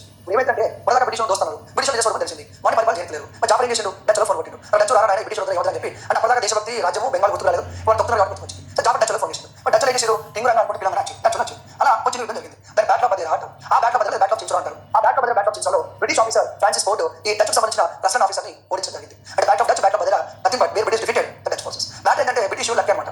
Bonus point వచ్చింది. బోనస్ పాయింట్ ఏంది వీళ్ళు మీర్ జాఫర్ తీసేద్దాం అనుకున్నారు. మరి మీర్ జాఫర్ కూడా డచ్ నెట్వర్క్ వచ్చింది. ఇద్దరు కొట్టి పడేసారు అంతే కదా.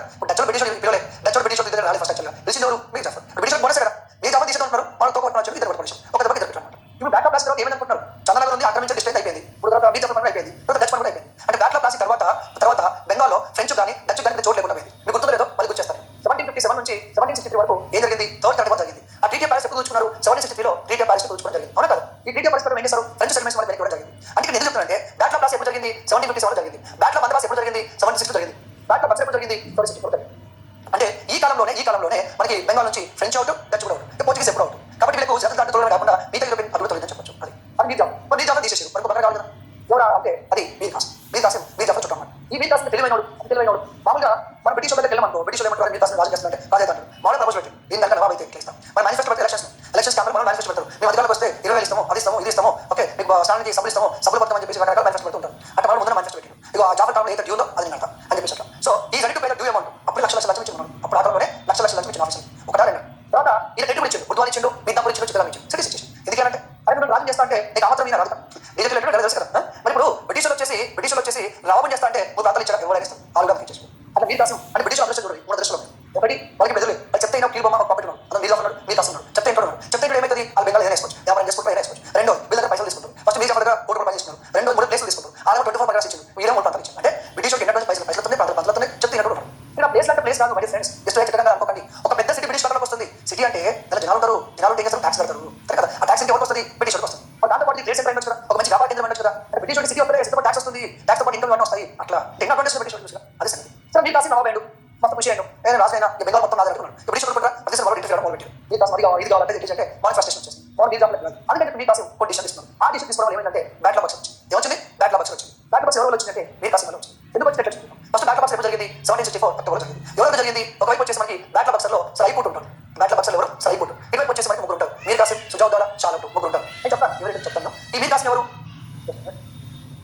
ఎవరు అంటే బెంగాల్ నవాబ్ మీరు కాసి బెంగాల్ నవాబ్. సుజావుద్దాల్ ఎవరు అవధుడు. మరి షాలంపి ఎవరు ముగ్గురు. So bat of blast was affected British one side tripartite other side. అంటే ఒకవైపు ముగ్గురు బరిటిష్ అనమాట. ముగ్గురు కలిసి యుద్ధం చేశారు. ఇది బ్యాట్ ఆఫ్ బక్సర్. మరి ఏంది బ్యాట్ ఆఫ్ బక్సర్ ఎందుకు జరిగిందంటే మీరు కాసిన తీసుకుని మీరు కాసిన ఫ్రస్ట్రేషన్ తీసుకెళ్ళి వెళ్ళేది ప్రతిసారి ఇన్వాల్వ్ అవుతారు. కానీ తొక్కల పంచాయతీ ఎందుకని చెప్పి మన మీరు కాసిన ఏంటంటే క్యాపిటల్ సిటీని ముషిబాద్ నుంచి 3 డిగ్రీ షిఫ్ట్ చేసి మన ఎవరంటే మీరు కాసిన షిఫ్ట్ చేసిండు. తన ఆర్మీ సీక్రెట్ ట్రేడ్ చేస్తున్నాడు యూరోపియన్ సీక్రెట్ ట్రేడ్ చేస్తున్నాడు. ఇవన్నీ సీక్రెట్ జరుగుతున్నాయి. ఇలాంటి టైంలో ఇంకోటి నేను తీసుకున్నాను ఏంటంటే బ్రిటిష్ వాళ్ళు మంచిగా ట్రేడ్ చేస్తారు ట్రేడ్ ఫ్రీగా చేస్తారు బ్రిటిష్ వాళ్ళు. మరి వాళ్ళని చేయకూడదని చెప్పేసి బెంగాల్ వాళ్ళు కూడా ట్రేడ్ ప్రైవేట్ చేసేసారు. బ్రిటిష్ వాళ్ళు తప్పలేదు అంతే కదా. అట్లా ఈ మీరు కాసిన నిర్ణయం వల్ల మీరు కాసిన తొలగించారు బ్రిటిష్ వాళ్ళు. ఆ తొలగిస్తే మీరు కాసిన తొలగిస్తే ఏం చేసిండు మనం ఇక్కడ నుంచి పారిపోయింది ఇరిపోయిండు అవన్నీ దగ్గర పోయిండు. ఆ నుంచి దగ్గర సెక్రటరీ ముగ్గురు షాప్ దగ్గర అంటే బెంగాల్ని పరిపాలిస్తున్న మీరు కాసిన తీసేస్తే చిన్న యుద్ధాలు ఓడిపోయి అటు నుంచి దగ్గరికి వెళ్ళి ఆయన హెల్ప్ తీసుకొని ఇద్దరు కలిసి ముగ్గురు షాప్ దగ్గరికి వెళ్ళి అక్కడ హెల్ప్ తీసుకొని ముగ్గురు కలిసి ప్లాన్ చేశారు బ్రిటిష్ ఓడించాలా పంపించాలి. సో ఎవరు పంపించాలో చూద్దాం సార్.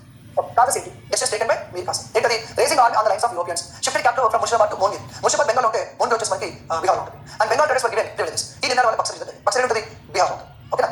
తర్వాత మీర్ కాసిం రిమూవ్ చేయబడ్డాడు. Let was former alliance with అవదంటూ ఒకరు రూల్స్. సో మరి బ్యాటిల్ బక్సర్ విజయ్ ఎవరంటే యాజ్ బ్యాటిల్ బక్సర్ ఎవరు ఇచ్చారు బ్రిటిష్ తెలుస్తాం. సో ముగ్గురు వచ్చింది కదా మరి ముగ్గురు వచ్చినప్పుడు ముగ్గురు కదా ముగ్గురు కదా మీర్ కాసిం బెంగాల్ గవర్నర్ సుజావుద్దాలా అవధుడు షాలం టు ముగ్గురు. సో ముగ్గురు వస్తే సరిపోదు. ఒక ప్లాన్ ఉండాలి స్ట్రాటజీ ఉండాలి ఆర్మీ ఉండాలి ఇవన్నీ ఉంటుంది. యుద్ధం చేస్తారు తప్ప ఏదో 10 మంది చేసుకుని యుద్ధం చేస్తుంటే పాసిబిలిటీ కాదు. So British successful defeated the try party alliance. ముగ్గురు ఉంటాయి ఓటర్ బ్రిటిష్ తెలుసు కదా ట్రీటీ గుర్చుకుంటారు. సో ఈ ముగ్గురు అయిపోయిన తర్వాత బ్రిటిష్ ట్రీటీ గుర్చుకుని జరిగింది. అదే ఒకసారి చూద్దాం. After back of Buxar treaty of Allahabad sign Allahabad treaty sign చేయడం జరిగింది. అలాగే మీరు జాఫర్ అగైన్ అపాయింట్ చేస్తారు మళ్ళీ మనం పట్టుకోవచ్చు. మరి వాడిని అపాయింట్ చేసుకుంటారు అది రాదు. సో మామూలుగా చెప్తే కాబట్టి బగ్రా చెప్పి అపాయింట్ చేసుకుంటారు. తర్వాత మీరు జాఫర్ పట్టుకోవచ్చు చాలా రూల్ చేశారు. దాని తర్వాత మళ్ళీ ఈ బెంగాల్లో డ్యూల్ గవర్నమెంట్ ఇంట్రో చేశారు రాబర్ట్. మరి ట్రీటీ ఆఫ్ అలహాబాద్లో ఏముంది ఎవరు కండిషన్ పెట్టారు డ్యూల్ గవర్నమెంట్ అంటే ఏంది అంటే బ్యాక్ ఆఫ్ బ్లాస్ట్ తర్వాత బ్యాక్ ఆఫ్ బక్సర్ తర్వాత పూర్తిగా బ్రిటిష్ కంట్రోల్ బెంగాల్ వచ్చేసి ఎట్లా వచ్చింది discussion. So 1765 August treaty of Allahabad was sign. ఇప్పుడు ట్రీటీ ఆఫ్ అలహాబాద్ ఎవరికి సైన్ చేయాలి ఏం చేయాలంటే అంటే ఇప్పుడు గెలిచింది ఎవరు బ్రిటిష్ ఓడిపోయింది ఎవరు? సో మనకి సుజాత మనం షాలం టూ ఓడిపోయిన ముగ్గురు సుజాతల అవతల ఓడిపోవడం జరిగింది. ఓకేనా? ఇప్పుడు మనకి మన ఇద్దరికి కండిషన్స్ పెట్టారు. సో మీర్ కాసిం ఓడిపోయారు కానీ మీర్ కాసిం రాజ్యం లేదు కదా అందరూ తీసుకున్నాం. సో కాబట్టి సుజాతల ఏ రూలరు అవధి యొక్క సామ్రాజ్యం యొక్క ruler first as per detail Allahabad కొన్ని కండిషన్స్ ఫస్ట్ సుజాతల అవధితో so was given back his kingdom అంటే రాజ్యం మనకి ఇచ్చేశారు. అంటే మనకి battle of Plassey time battle of Buxar టైంలో అవధి ఆల్మోస్ట్ బ్రిటిష్ కంట్రోల్ వెళ్ళిపోయింది. బట్ ఆయన తిరిగి ఇచ్చేశారు. ఎందుకు తిరిగి ఇచ్చారని తర్వాత చెప్తాను. తిరిగి ఇవ్వడం జరిగింది. తిరిగి ఇచ్చిన తర్వాత మనకి కొన్ని కండిషన్స్ పెట్టారు కదా. సో మెయిన్ ఏంటంటే ఇలా has to pay 50 lakh rupees as a war indemnity. ఇది నష్టపరిహారం కింద 50 లక్షలు పెట్టాం. Okay and one more thing and you should give Allahabad and కారా. అలహాబాద్ కారా అంటే కారా అంటారు, కారా లేదా కారా అంటారు. ఈ రెండు ప్రాంతాలకు ఇచ్చేయాల్సి ఉంటుంది, బ్రిటిష్ వాళ్ళకి ఇచ్చాల్సి ఉంటుంది. So what are the conditions to Sujata the rule of Allahabad and as per detail Allahabad and రాజ్యం మనకి ఇచ్చేశారు. అతను మళ్ళీ రాజ్యం పేరు 50 lakh rupees war indemnity pay చేయాలి. ఈ ప్రాంతానికి ఇచ్చేసి ఉంటుంది. వన్ మోర్ థింగ్ ఏంటంటే one of the turning point ఏంటంటే he was given a military assistance. అంటే బ్రిటిష్ వాళ్ళు ఏం చెప్పారంటే ఈ అవధ రాజుని కాపాడడానికి ప్రొటెక్ట్ చేయడానికి ఫ్యూచర్ యుద్ధం వస్తే దాడి తట్టుకోవడానికి మిలిటరీ అసిస్టెన్స్ ఇస్తారని చెప్పారు బ్రిటిష్ వాళ్ళు సుజాతకి. This is indent nothing but subsidize agreement అంటారు. అని చెప్తాం. Okay next what are the conditions to Shah Alam two. So Shah Alam two ఏం చేశారంటే ఇది అలహాబాద్లో రీసెర్చ్ చేయాల్సి ఉంటుంది. అలహాబాద్లో ఉండాలి. ఓకే అలహాబాద్లో ఉండాలి. నెక్స్ట్ ఇతనికి వారణాసి అనే ప్రాంతానికి వస్తారు. As long as is pay the taxes అంటే బ్రిటిష్ వాళ్ళకు ఇచ్చే రెవెన్యూ వాళ్ళకి ఇచ్చేస్తుంటే వారణాసి ప్రాంతం వీళ్ళ కంట్రోల్లో ఉంటుంది. అలహాబాద్లో ఉండాలి. అలహాబాద్ బ్రిటిష్ వాళ్ళకి వచ్చిందంటే అదే కదా చూపిస్తూ బ్రిటిష్ వాడు అలహాబాద్ను సొంతంగా తయారు చేసి బ్రిటిష్ వాడు సుజాత దగ్గర అవధం తీసుకొని సుజాత దగ్గర అలహాబాద్ తీసుకొని ఆ అలహాబాద్ షాలం టూకి వెళ్ళాలి. సో షాలం టూ ముగ్గురు ఉండాలి. అలహాబాద్లో ఉండాలి. ఓకే అలహాబాద్కి ఇచ్చేసారు. తర్వాత వారణాసి రీజన్కి ఇచ్చారు. As long as pay the tax Varanasi control ఉంటుంది. ఓకేనా రైట్. మరి ఇప్పుడు ఇంకా ముఖ్యమైన పాయింట్ ఏంటంటే Shah Alam two granted diwani rights to East India company in Bengal in Bihar in Orissa. So ముగ్గురు emperor Shah Alam two granted diwani rights to East company for East company Bengal Bihar Orissa. Diwani rights తెలుసు మనకి ట్యాక్స్ కలెక్షన్ అనమాట. ట్యాక్స్ ని కలెక్ట్ చేయడం. ఓకే ట్యాక్స్ ని కలెక్ట్ చేస్తాం ఎవరు బ్రిటిష్ వాళ్ళు. And as per diwani rights given by Shah Alam two now onwards the British East company direct collect tax from people. ఇక్కడ నుంచి ట్యాక్స్ బ్రిటిష్ వాళ్ళు డైరెక్ట్ కలెక్ట్ చేస్తారు. బ్రిటిష్ వాళ్ళ యొక్క స్టేటస్ చూడండి from tax payers to no tax collectors. First వచ్చి వ్యాపారం చేశారు లోకల్ రోజుకి ట్యాక్స్ కట్టారు. రెండో స్టేజ్ ఏమన్నారు మేము ట్యాక్స్ కట్టలేము మేము ఫ్రీగా వ్యాపారం చేస్తాము ఒకేసారి కట్టమని చెప్పి రెండోసారి ట్యాక్స్ కట్టడం మానేశారు. ఇప్పుడు మూడోసారి ఏకంగా ట్యాక్స్ వాళ్ళు వసూలు జరుగుతుంది. So tax payers to tax collectors. అలాగే మన ముగ్గురు పేరు ఉన్నారు. ఇప్పుడు మొత్తం బ్రిటిష్ ట్యాక్స్ వసూలు చేసుకుంటే ఇప్పుడు ఈ దివానీ రైట్స్ ప్రకారం ఏంది బెంగాల్లో బ్రిటిష్ వాళ్ళు నేత మధ్య దగ్గరికి వెళ్ళి నేను ట్యాక్స్ వాళ్ళు తీసుకుంటారు. అంటే ఇంకా మొత్తం పోతుంది బ్రిటిష్ పోతుంది. మరి ఇంత మొత్తం బ్రిటిష్ పోతే ముగ్గురు పేరు పరిస్థితి అడగచ్చు. అందుకే ముగ్గురు పేరు ఏం చేస్తారంటే సంవత్సరానికి 20 లక్షలు ఇస్తారు. 20 లక్షలు ఇస్తారు. అది కూడా అలహాబాద్ మెయింటెనెన్స్ కోసం అని చెప్పేసి 20 లక్షలు జరుగుతుంది. మరి ఎందుకు ఇచ్చారు అవసరం అంటే అరే ఓడిపోయాడు పెద్ద సామ్రాజ్యం ఏం లేదు, పెద్ద ఆర్మీ లేదు, ముసలోడు ఢిల్లీ చుట్టూ తప్ప అసలు ముగ్గురు సామ్రాజ్యం అనేది లేదు. వాళ్ళు ఆ టైంలో ఒక్కపోతే ఏం చేస్తారు ఒక్క పోతే వస్తారు ఒక్క ఇంకా వేరే మార్గంకి లేదు ఇలా షార్ప్ కోర్స్ వచ్చింది. దివాన్ రైట్స్ చేస్తారు. ఇప్పుడు మన ముగ్గురు పరిస్థితి బ్రిటిష్ పరిస్థితి చూడండి. Initially the British came to court of ముగ్గురు and by bending from permission to giving pension. East company పరిస్థితి ఏంది from permission to and giving pension. అంటే అప్పుడు ఎప్పుడో జహంగీర్ కాలంలో ముగ్గురు రాజుగా ఉన్నప్పుడు ఈస్ట్ కంపెనీ వచ్చి అయ్యా మేము వ్యాపారం చేసుకుంటాం పర్మిషన్ అని బతలాడుకున్నారు. పర్మిషన్ కోసం బతలాడారు. రివర్స్ చేయండి మారిపోయింది సిచువేషన్ మారిపోయింది. ముగ్గురు పేరే బ్రిటిష్ దగ్గర వంగి ఆ పెన్షన్ పెన్షన్ ప్రభు అని అడుకునే పరిస్థితి వచ్చింది. మొత్తం మారిపోయింది 15 కి అండ్ ఇక్కడ 17 కి. So this is data Allahabad. ఈ డేటా అలహాబాద్ ప్రకారం సుజాత అవధులు కొన్ని కండిషన్స్ ముగ్గురు షాలం కొన్ని కండిషన్స్ జరిగింది. ఎగ్జామ్ అడుగుతారు ఖచ్చితంగా. సో బ్యాటిల్ ఆఫ్ బక్సర్ జరిగింది ఏ విధంగా జరిగింది which of the following statement is true regarding treaty of Allahabad which of the following statement is false regarding treaty of Allahabad ఇలా క్వశ్చన్స్ అడిగే ఛాన్స్ ఖచ్చితంగా ఉంటుంది. Each and every point I mention here you have to be remember. Is clear this is treaty of Allahabad. Next consequence of dual government. ఇది dual government అంటే ఏంటి అని మనకు తెలియదు కదా. సార్ డ్యూయల్ గవర్నమెంట్ అంటారు. ఇది డ్యూయల్ గవర్నమెంట్ ఫస్ట్ మనం డిస్కస్ చేద్దాం. డ్యూయల్ గవర్నమెంట్ ఏమిటంటే ఇప్పుడు మనకి రెండు రకాలు ఉంటుంది. ఒకటి నిజామత్ అంటారు. ఇది నిజామత్ ఇది నవాబ్ కంట్రోల్. రెండోది దివానీ అంటారు. ఇప్పుడు బెంగాల్ కార్డు ఎవరున్నారు బెంగాల్ కార్డు నవాబ్ ఉన్నారు. ఈ నవాబ్ ఇప్పుడు కంట్రోల్ చూసుకున్నాడు. దివానీ వాడు ఉన్నా కూడా మొత్తం బెంగాల్ కంట్రోల్ ఉంటుంది నవాబ్ కంట్రోల్ ఉంటుంది. ఓకేనా. కానీ ఇప్పుడు ఏం చేశారు దివానీ రైట్స్ ఇచ్చారు ఈస్ట్ కంపెనీకి ఇచ్చారు. అంటే ట్యాక్స్ కలెక్షన్ ఈస్ట్ కంపెనీ చేస్తుంది. పరిపాలన ఎవరు చేస్తారు నవాబ్ అంటే చేస్తారు. అంటే ఇద్దరు గవర్నమెంట్ ఉంటారు కదా టూ గవర్నమెంట్స్ ఉంటారు కదా. ఒకవైపు నవాబ్ అంటే పరిపాలన చేస్తారు ఇంకో ఈస్ట్ కంపెనీ ట్యాక్స్ కలెక్షన్ చేస్తారు. So we are both government two governments are there and we called as a dual government. ద్వంద్వ ప్రభుత్వం అంటారు. మరి ద్వంద్వ ప్రభుత్వం విషయంలో ప్రవేశపెట్టింది అంటే Robert Clive. So 1766 Robert Clive introduced dual government in Bengal. Dual government ఇద్దరు ఉంటారు అన్నమాట. ఓకే ఏంటి ఇంతకీ ఇద్దరు ఎవరు ఉంటారు ఏంటి ఉంటారు ఒకసారి ఇన్ఫర్మేషన్ మనకి. ఇక్కడేమో మనకి నవాబ్ ఉంటాడు. ఇక్కడ మనకి ఈస్ట్ ఇండియా కంపెనీ ఉంటుంది. ఈ నవాబ్కు ఈ ఈస్ట్ కంపెనీ ఏం అధికారులు ఇచ్చారండి దివానీ అధికారులు ఇచ్చారు. దివానీ అధికారులు మాత్రం ఇచ్చారు మొత్తం. మరి నవాబ్ దగ్గర ఏ అధికారులు ఉంటాయి నిజామత్ అధికారులు అంటారు. నిజామత్ అంటే ఏమిటండి అది అడ్మినిస్ట్రేషన్ చూసుకుంటాడు లా అండ్ ఆర్డర్ మెయింటైన్ చేస్తాడు లా అండ్ ఆర్డర్ పీస్ మెయింటైన్ చేస్తాడు. అలాగే ఎవరైనా యుద్ధం చేస్తే డిఫెండ్ చేస్తాడు ఆర్మీ మెయింటైన్ చేస్తాడు. ఈ will defence territories when foreign invasion happen ఈ మెయింటైన్ ఆర్మీ ఈ మెయింటైన్ అడ్మినిస్ట్రేషన్ ఈ maintain law and order peace వీళ్ళు చూసుకుంటాడు. మరి దివాన్ రైట్స్ ఈస్ట్ కంపెనీ ఏం చేస్తారని ట్యాక్స్ ని కలెక్ట్ చేయగలుగుతారు. ట్యాక్స్ ని కలెక్ట్ చేస్తారు. దాంతో పాటు జస్టిస్ కూడా పంచుకున్నారు. క్రిమినల్ జస్టిస్ సివిల్ జస్టిస్ పంచుకున్నారు. క్రిమినల్ కేసులు ఒకరు చూసుకుంటారు సివిల్ కేసులు ఒకరు చూసుకుంటారు. అలా జస్టిస్ కూడా వీళ్ళు నవాబ్ ఈస్ట్ కంపెనీ పంచుకోవడం జరిగింది. దీని ఏమంటారు డ్యూయల్ గవర్నమెంట్ అంటారు. డ్యూయల్ గవర్నమెంట్ ఇంటూ చేసింది ఎవరు ఎగ్జామ్ అడుగుతాడు రాబర్ట్ క్లైవ్. ఎక్కడ చేసిండు బెంగాల్. డ్యూయల్ గవర్నమెంట్ అంటే ఏంటి నవాబ్ కొన్ని రైట్స్ ఈస్ట్ కంపెనీ కొన్ని రైట్స్ ఉంటాయి. ఎప్పుడు చెప్పారు సార్ అంటే 1766 నుంచి 72 వరకు డ్యూయల్ గవర్నమెంట్ ని బెంగాల్ రాబర్ట్ క్లైవ్ ఇంట్రడ్యూస్ చేయడం జరిగింది. Now we have one question which of the following statement is true regarding dual government అంటారు. ఏబీసీ నాలుగు స్టేట్మెంట్స్ ఉంటాయి. ఆ నాలుగు స్టేట్మెంట్స్ లో ఏదైనా ఇవ్వచ్చు. ఒక ట్రూ ఉండొచ్చు ఇంకోటి ఫాల్స్ ఉండొచ్చు. అది క్లియర్ రాసిన ఏమని చెప్తే ఎవరు ఫాల్స్ క్లియర్ రాసిన కాబట్టి క్వశ్చన్ ఆన్సర్ పెట్టే ఛాన్స్ ఉంటుంది. But this dual government was given disaster result in Bengal. Dual government was given disaster result in Bengal. చాలా దారుణ పరిస్థితి వచ్చింది బెంగాల్. ఎందుకంటే ఇద్దరు ఉన్నారు బ్రిటిష్ వాళ్ళు నవాబ్ ఉన్నారు. ఇప్పుడు పేరుకే నవాబు కానీ నవాబ్ చేతిలో కంట్రోల్ లేదు. పేరుకే నవాబు ఉన్నారు. ఇంకా నవాబ్ కూడా మళ్ళీ తెలుసా డిప్యూటీలో అపాయింట్ చేశారు. ఒక అతని పేరు రాజా షికాబ్ ఖాన్ అంటారు. ఇంకో అతని పేరు రాజా లేదా రాగా ఖాన్ కూడా పిలుస్తుంటారు. అంటే మరి ఇద్దరు డిప్యూటీ అనమాట. నవాబ్ కూడా deputy Bihar deputy Bengal deputy deputy ఉంటారు. అంటే ఒరిజినల్ పేరు నవాబ్ ఉన్న ఆయన చేతిలో పవర్ ఈ డిప్యూటీ చేతిలో పవర్ అట్లా. సో ఇప్పుడు క్వశ్చన్ ఏంటంటే మరి డ్యూయల్ గవర్నమెంట్ చేయడం వల్ల ఎట్లా నెగిటివ్ అయింది ఏ ప్రాబ్లం అంటే నెగిటివ్ వన్ నెంబర్ వన్ ఇప్పుడు ట్యాక్స్ చేస్తారు బ్రిటిష్ ట్యాక్స్ డిసైడ్ చేసేవాడు బ్రిటిష్ ఇష్టానుసారంగా ట్యాక్స్ కలెక్ట్ చేసుకుంటున్నారు. ఇష్టానుసారంగా ట్యాక్స్ ఇంపోజ్ చేసుకుంటున్నారు. అంటే నీకు చెప్పాలంటే the drain of wealth theory the famous drain of wealth concept was began here. The famous drain of wealth అంటే ఏంటంటే the unilateral flow of money from one country to other country from one place to other place is called drain of wealth. అంటే సంపద మొత్తం తరలించిపోతున్నారు. India నుంచి UK వెళ్తుంది కానీ UK నుంచి ఇక్కడ ఏం రావట్లేదు. అది problem ఇక్కడ. So you let it flop money from one place to other place is known as drain of wealth. Is it clear? ఆ drain of wealth ఇప్పుడు beginning. ఇష్టానుసారంగా బెంగాల్ tax ఇచ్చారు. 5% 50% దాకా ఎగ్జాంపుల్ చెప్తాను. ఇప్పుడు హై రేట్ ఆఫ్ టాక్సెస్ ని impose చేయడం వల్ల ఎవరి మీద ఎఫెక్ట్ అవుతుందో చెప్తాను. First high rate of talks వేయడం వల్ల బ్రిటిష్ కి ఫుల్ ఇన్కమ్ వచ్చింది. కొన్ని లక్షల కోట్ల డబ్బులు చెప్తున్నాను మొత్తం దోచుకుపోయింది. ఓకే, ఈ హై రేట్ ఆఫ్ టాక్స్ వల్ల ఏమవుతుందంటే అగ్రికల్చర్ మీద ఎఫెక్ట్ అవుతుంది, ఇండస్ట్రీస్ మీద ఎఫెక్ట్ అవుతుంది, కామన్ మ్యాన్ పర్సన్స్ మీద ఎఫెక్ట్ అవుతుంది. ఎలా ఎఫెక్ట్ అవుతుంది? Let me take example. Agriculture అనుకోండి, నేను వ్యవసాయం చేస్తున్నా, కొన్ని వస్తువులు పండించిన, బ్రిటిష్ టాక్స్ పడింది అనుకోండి, కట్టేసిన, ఏదో చేసి కట్టేసిన, కానీ నేను మళ్ళీ బతకాలి కదా, నేను మళ్ళీ వ్యవసాయం చేయాలి కదా, అంటే టెంపరీగా వాళ్ళ కోసం టాక్స్ లెక్క చేస్తున్నారు కానీ మరి పర్మనెంట్ కాన్సిక్వెన్స్ ఆలోచించాలి కదా. మరి farmer is high rate of tax what happen? ఎక్కువ టాక్స్ కట్టడానికి వంద డబ్బులు ఉండవు, మళ్ళీ వ్యవసాయం పెట్టేస్తారు, మరి ఎట్లా పడతారు? మళ్ళీ వ్యవసాయం చేయాలి కదా, చేయాలి మళ్ళీ పైసలు ఉండదు కదా, ఉన్నది దోచుకున్న తర్వాత రైతు వాళ్ళు మళ్ళీ వ్యవసాయం పెట్టేస్తారు, చేయలేరు. ఓకే, రైతు వ్యవసాయం చెప్పితే ఏమవుతుంది? టీచర్ లేకపోయి నడుస్తుంది, రూల్ లేకపోయి నడుస్తుంది, సాఫ్ట్వేర్ లేకపోయి నడుస్తుంది, కానీ రైతు లేకపోతే ప్రపంచం ఉండదు. ఎందుకంటే మనం నాకు కుదరదు కష్టంగా రైతులు పని చేయాలి. అందరూ ఇంట్లో కోసం ఏం కాదు, కరోనా అందరూ ఇంట్లో కోసం ఇంట్లో కోసం పని చేశారు, కానీ రైతు మొత్తం పని చేసుకుంటారు. ఎందుకంటే రైతు లేకపోతే దేశం కదా అసలు ఏది లేదు. మనం బతికే ఫుడ్ కదా, ఆ ఫుడ్ దాకా లేకపోతే ఇంకేం. సో ఇక్కడ మ్యాటర్ ఏంటంటే high rate of talks impose చేయడం వల్ల వ్యవసాయం అయిపోయి ఫస్ట్ వచ్చింది ప్రొడక్షన్ తగ్గిపోతుంది. ప్రొడక్షన్ తగ్గిపోతే ఏమైతే ఫుడ్ అవైలబిలిటీ తగ్గిపోతుంది. ఫుడ్ అవైలబిలిటీ తగ్గిపోతే స్కేర్సిటీ ఏమవుతుంది? కరువు వస్తుంది. కరువు వస్తే ఏమవుతుంది? జనాలు పైసలు తిండి లేక చచ్చిపోయారు. మరి భారతదేశంలో అంతమంది తెలియదు కానీ బ్రిటిష్ వచ్చినంత 3 ఫ్యామిలీ జరిగింది. తర్వాత వీడియో ఫోటో చూపిస్తాను వేరే టాపిక్. సో ఒక టైంలో లక్షల మంది చచ్చిపోయారు. మరి మామూలుగా చచ్చిపోవడం ఆకలి చావు చచ్చిపోవడం. ఈయన కొడుకులు చేపట్టి వీళ్ళు చేపట్టి ఇలా చేపట్టి చాలా మంది తిండి ఒక ముద్ద దొరక తిండి దొరక చచ్చిపోయిన చాలా మంది. So lakhs of people die to starvation. ఆకలి చావు దరిద్రమైన చావు జీతం. తిండి దొరక చచ్చిపోయి రోడ్డు మీద శవాలు. రోడ్డు మీద వెళ్తే కుక్కలు కనిపిస్తాయి, మామూలు కనిపిస్తుంది, కప్పులు ఏవో కనిపిస్తుంటాయి. కానీ ఆ రోజుల్లో బెంగాల్లో కలకత్తా వీధిలో ఎక్కడ చూసినా చిన్నపిల్ల శవాలు వచ్చి అనే మాటకి బాధగా ఉంది. చిన్నపిల్ల శవాలు మనం ఆ మాట నుంచి కొంచెం కష్టం. అలాంటి చిన్నపిల్ల శవాలు రోడ్డు మీద ఎందుకంటే తిండి చచ్చిపోయారు, రోగాలు చచ్చిపోయారు. Starvation many people die to starvation. No place British British ఏం చేసిన లక్షల మంది చచ్చిపోయారు. సరే, ఈ టాక్స్ ఇండస్ట్రీస్ క్లోజ్ అయిపోయింది. ఇండస్ట్రీస్ టాక్స్ పేమెంట్ మొదలు పెట్టారు. అక్కడ ప్రొడక్షన్ లేదు. కాటన్ ఇండస్ట్రీ కానీ సిల్క్ ఇండస్ట్రీ నూతన భవిష్యత్తు ఉండే సిల్క్ ఇండస్ట్రీ అయిపోయింది, కాటన్ ఇండస్ట్రీ అయిపోయింది, మొత్తం ప్రొడక్షన్ చేయట్లేదు. ఓకే, అప్పుడు అయిపోయింది అదొకటి. అలాగే కామన్ మ్యాన్ ఎఫెక్ట్ అవుతుంది కదా, ప్రొడక్షన్ తగ్గిపోతే రేట్ పెరిగింది, ఎఫెక్ట్ అవుతుంది కామన్ మ్యాన్. ఇలా బెంగాలీ సర్వ నాశనం చేసిన పాలసీ ఏంటంటే dual government policy. Sir question చేసి ఎవరి క్వశ్చన్ చేస్తాం? బ్రిటిష్ దగ్గర పోతాం, అది నేను దగ్గర నవాబ్ అంటారు, నవాబ్ దగ్గర పోతాం, నేను దగ్గర వాడు అంటారు. అంటే ఒకరు బ్లేమ్ చేసుకోవడం తప్ప ఏం జరగలేదు. There was a government without responsibility. Responsible government అక్కడ మామూలుగా మున్సిపాలిటీలో ముప్పై శవాలు వేసుకుంటాం. 1940లో మనుషులకు శవాలు వేసుకుంటాం, బండి వస్తుంది, మనుషులు శవాలు వేస్తాం. ఇమాజిన్ చేయండి ఒకసారి. సో వర్తమాన పద్ధతిలో బ్రిటిష్ తెలియని మంచోడు అది తోపు కావాలని చెప్పేసి కామెంట్ చేస్తారు. కానీ మరి బ్రిటిష్ కాలంలో ఇట్లా ఫెమైన్ వచ్చిందని లక్షల మంది ఆకలితో చచ్చిపోయారని దాని కారణం బ్రిటిష్ పాలసీ అని ఎప్పుడు కూడా డిస్కస్ చేయరు. అండ్ బుక్స్ కూడా మెన్షన్ చేయరు. ఎవరు రైల్వేస్ నుంచి మాట్లాడతారు.